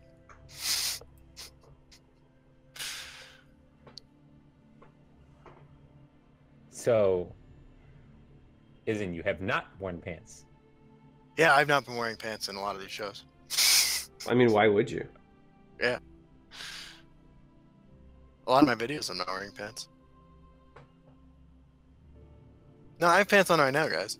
Yeah, we know, because you stood up. You walked away. I'm wearing dress pants, but yeah. Time to stand up. I mean, I wear pants, but that's because I live in a house with small children, so. I'm wearing the jean pants. The pants of the jean variety. Can I just say that Ian Bits and Chad has been Ian Bits and Dragon Tamer Blade have been consistently posting hilarious fucking shit this entire time, and I've been enjoying every minute of it. Yeah. This whole show, it's been awesome. That we were all not wearing pants. I thought was the whole idea. I mean, maybe. I didn't get the memo. Should I not be wearing pants? I'm sure Charmer has something smart to say. I realized that like right after I said, I'm like, what have I walked myself into? Yeah. You walked yourself into a pants off dance off. Oh fuck. So we got a question. Do you think that the new Moragtong, Aspirant, Assassin, and Nightblade would make heavy Slay decks more viable and less memey? No. Yeah, I don't think that. So here's the problem with Slay, like as a mechanic in terms of like viability. If Slay by itself is your focus, what you're doing is you're attacking your opponent's creatures and not them. And eventually in games, you need to attack them to win. So you're either, since you're not attacking them, you're either playing a control Slay-based deck, in which case you're now playing cards hoping that your stuff survives and keeps it Slay and can interact with your opponent. Like, it's becoming a very slowly reactive control deck, which isn't very good. Or you're not playing control, in which case you're going face, and there's a lot better things than Slay for going face. So Slay, like, as a focused archetype, I don't think is ever going to be, like, by itself viable, but that's not to say that there are some pretty good cards with Slay, and those cards standalone are good and valuable because they generate value. But like as a I'm gonna build a Slay deck, I don't think that will ever be like a you can win with it. Look, like anything's like viable, I'll put air quotes up, but it's not gonna be like, hey, a Slay deck is dominating the tournament. Plus, I just don't think Moragtong Aspirant is as good as we anticipated. Yeah. Lines up poorly against Mudgrub Merchant. I mean, the effect, too, is essentially Slay draw card. It's just a weaker version.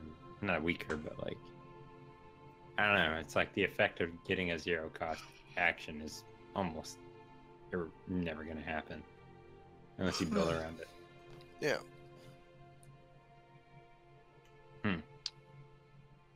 48 Odiving. What? My man. See, the biggest problem with the Aspirant as a 1-drop is that it doesn't kill a Merchant. That's why Merchant is OP. Yeah. And Betty Netch is better? Well, I mean... Maybe. As soon as I get that emote put in, it's been put in, but it's just like they turned it down because I submitted it without transparent background. Now I have to wait like another 7 years. It was actually made by Fua, and it's actually like a really dope emote. It's like a golden Betty Netch. It's pretty dope. I'm hyped to finally have an emote again whenever I get it. Did I ever see your OTK Betty Netch deck? No. What? Yeah, Ian is like, did you see? Oh, I saw Ian do that. Yeah, that was fucking legit. That was pretty sweet. What if I have a... All right, so we should probably do like a last call for questions since Justin is going to fall asleep any minute now. I've been watching him slowly slink in that chair. I checked out like 5 minutes ago, guys. I know. That's why I'm putting it in now. It's 12:30. Yeah.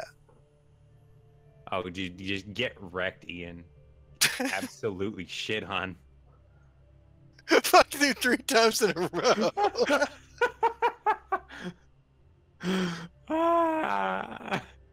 You're a fucking bot, dude.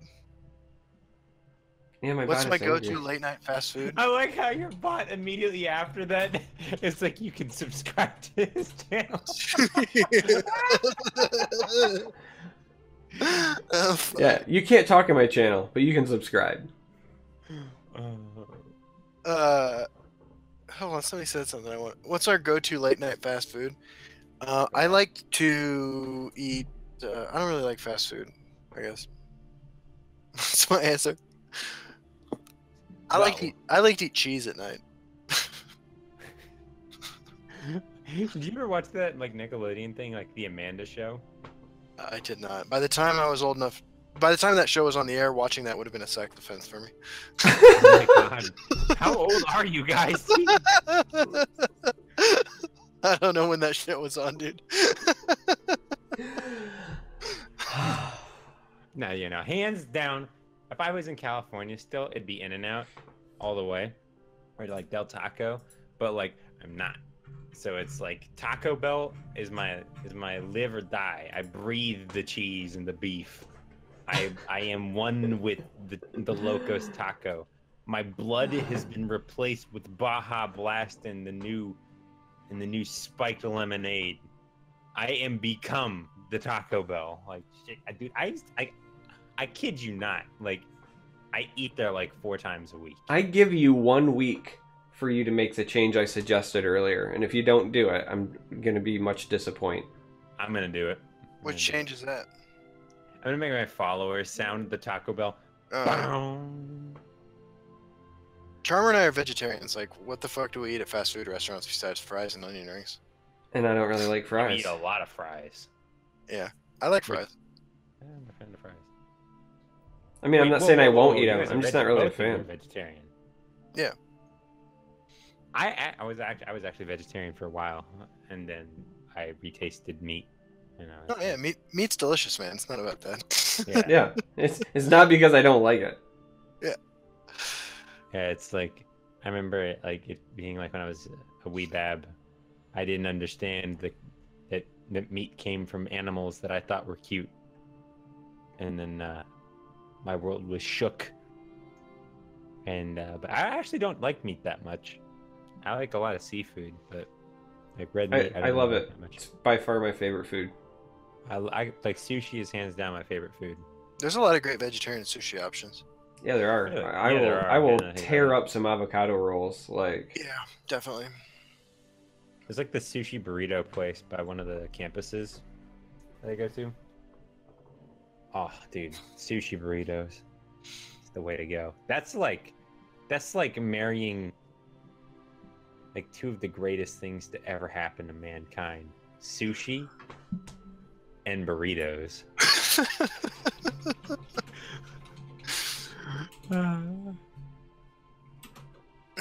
I'm reading this post on Reddit that Jelly made about the petition to ban Nix-Ox from tournaments, and the overwhelming feeling I get from everybody who's against it on Reddit, like not everybody against it in general, is that they don't understand what the deck does. and also, I think it's funny that they're not the ones playing in the tournaments. Yeah. That's true. I will say they are the ones watching the tournament usually. So like I understand as like a spectator thing, like watching the Nix-Ox combo go off is not like, ooh. I want you But to know, it's Jelly, like, I support your petition. where is the Reddit post? On It's Reddit. It's like halfway down the come in. Dude, you should have heard the shit that Charmer gave me in Boston when he realized that I don't use the Reddit app, I guess. He goes to the Reddit website on his mobile phone. Yeah.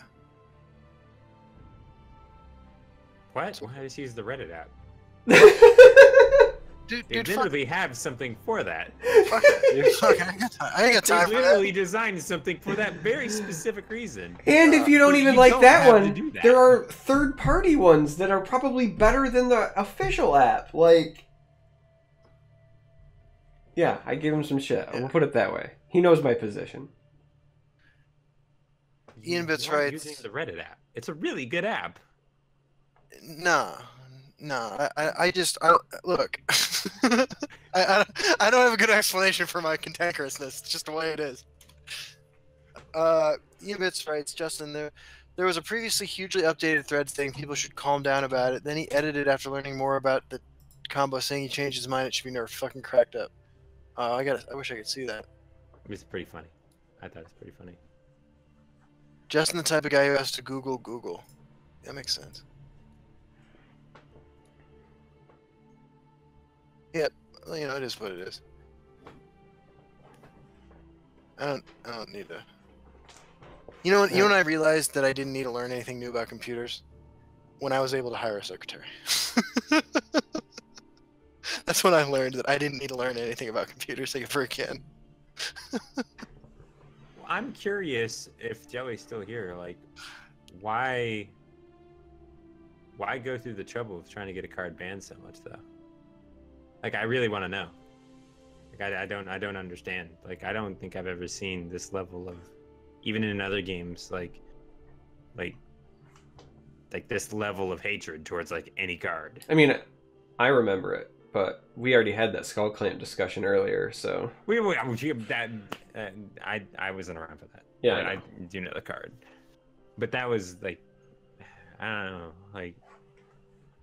VitchyLeaks wants to know if I smork my girlfriend. We're getting married in 27 days, and yeah, I smork her.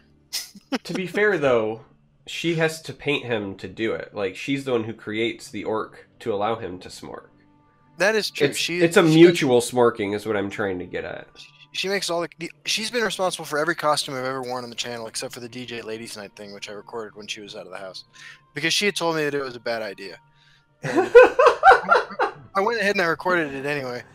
She actually, like... And then I showed it to her, and she's like, alright, it's okay. But she's kept me from doing some, like, particularly offensive, like, accents and, like, costumes and stuff that I've thought about doing over the last couple of years. So she does a good job of keeping the channel all ages. Which I think is important for a game like this. Indeed. Because J-Star refuses to add bans to Nix-Ox. Oh, yeah, hold on. We need to clear on that. J-Star is not refusing to do anything. He actually has consulted everybody that's been working on this, whether we want to ban it or not. And it has been unanimously that we don't want to ban it. Full disclosure, So, last week when he asked, I said no. Yeah, like, same. Like, it's not him. I want to make sure that that's clear, that it's not anybody being obstinate. It has been unanimous that we are not doing that. We've also consulted people that are in the tournaments. They said they don't want it banned. My opinion has changed since last week, though. Just so we're clear. And I don't think it removes 60% of the decks. It just does not. Yeah, that seems silly. That's way too low. It removes 90% of the decks. Yeah. Yeah, I mean, I don't understand it. Like, I just feel like the sentiment towards Nix-Ox is like not to offend anybody, but I think it's like a keyboard warrior kind of thing. Like, yeah, more power to banning the card. Like, it's not like the world is gonna end if it's in the meta. Like, it's literally not gonna end the game or anything. Like, it's just a powerful card. Like, it's not like it's literally like, oh, you win the game on turn 2 because you bought the card. Like, which in Magic the Gathering, in a recent meta, there's turn 4 consistent OTK combos that cost money to get, too. Like, they're not cheap. And I know the comeback is gonna be, well, like, that's apples to oranges. They're not comparable. But I'm just saying that, like, those are things exist.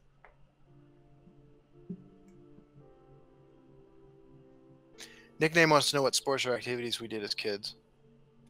I was in Boy Scouts, and I played soccer. You played soccer. Interesting. Yeah. For some reason, you don't strike me as a soccer player. That's because I'm fat now, but I used to be smaller. A small human. Yeah. I was I played football too, but soccer was the one I enjoyed. Boy Scouts, like T-ball, softball, baseball, you know, like the natural progression, martial arts, and then when I was a teen, I actually was like assistant instructor for the class for a while.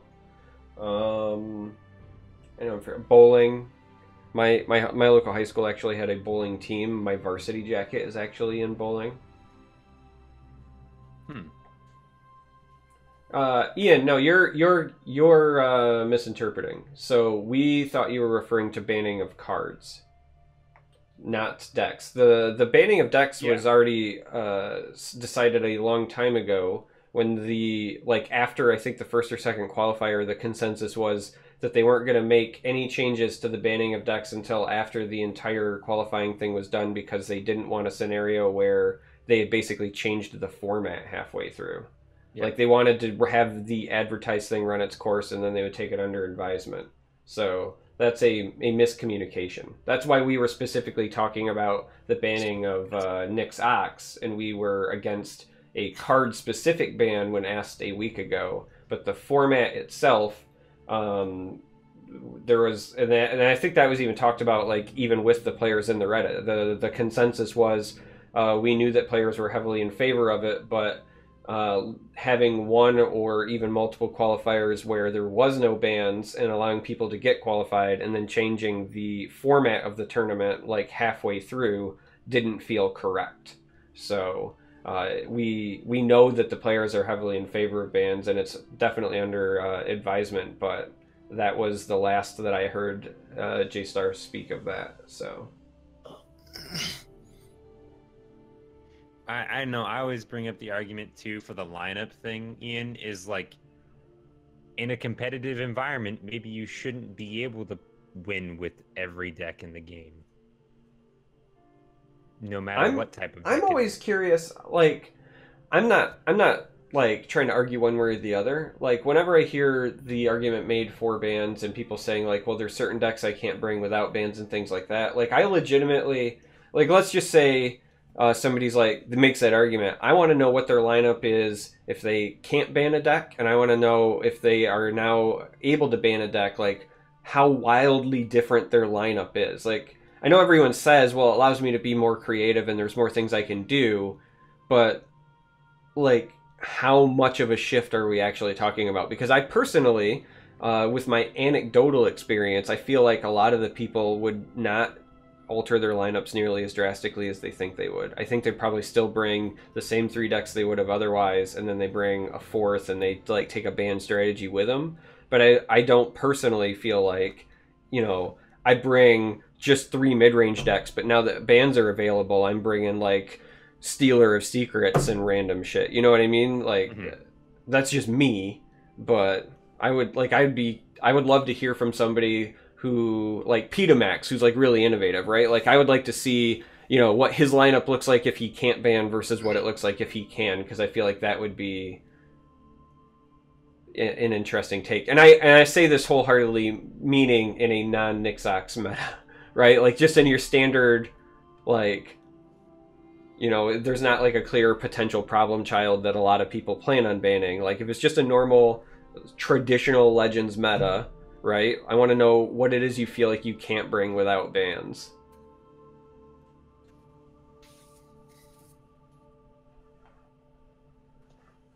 See, this is I think another problem too that I have with this whole Nix-Ox thing is saying that either plays a ton of Nix-Ox or has never played against it. I don't play a ton of it, and I have played against it and don't have much problem dealing with it.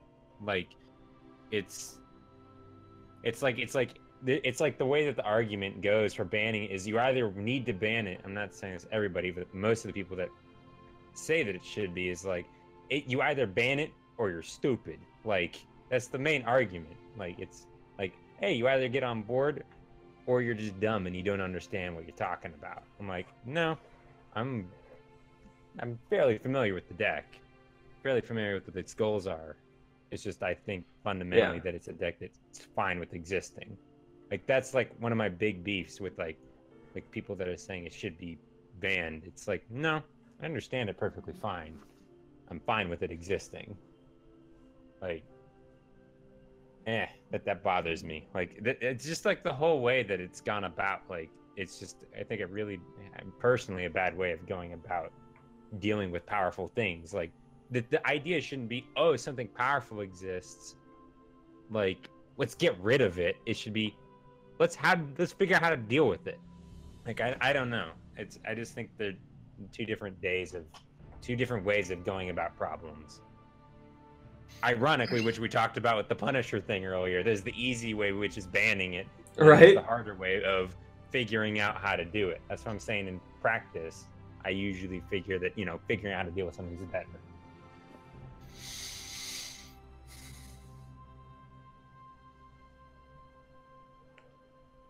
Yeah, so fun show. Good job. Griffin, it was great to have you on as a guest. Yeah, thank you for having me. We have to have you back. We definitely have to have you back. Maybe I'm after. more than happy to. Maybe after the this championship series. What is it, like 6 weeks from now or something like that? When the last one in this series goes, maybe we can get you on again and talk about how that went. That'd be awesome. Yeah. Sweet. And this is the thing I'm talking about in chat. It's like same as last time, Griff. You're just wrong about this one. There's no point in continuing the argument. Like, that's the exact opposite of how these things are supposed to work. Like, that's the stance that the banning of Nix-Ox has. Like it's just such a wrong mentality, I think, ironically, about going about it. There should be open dialogue. It's figuring out how to deal with an issue rather than just going, my way's the right way, you're wrong. Mine, it's just like that's not how things are supposed to work. Sure, we'll have an open dialogue. So what if you're wrong? What if I'm wrong? That there should be options? No, this is me having the open dialogue. See, that's... There should not be. My dialogue is, what if you're wrong? That it's just broken beyond repair and that the whole game is unplayable because of it? I mean, I can't launch it right now. That's because you're playing the game on a fucking Etch-a-Sketch. Yeah. And you're already pumping 3 video feeds through your OBS.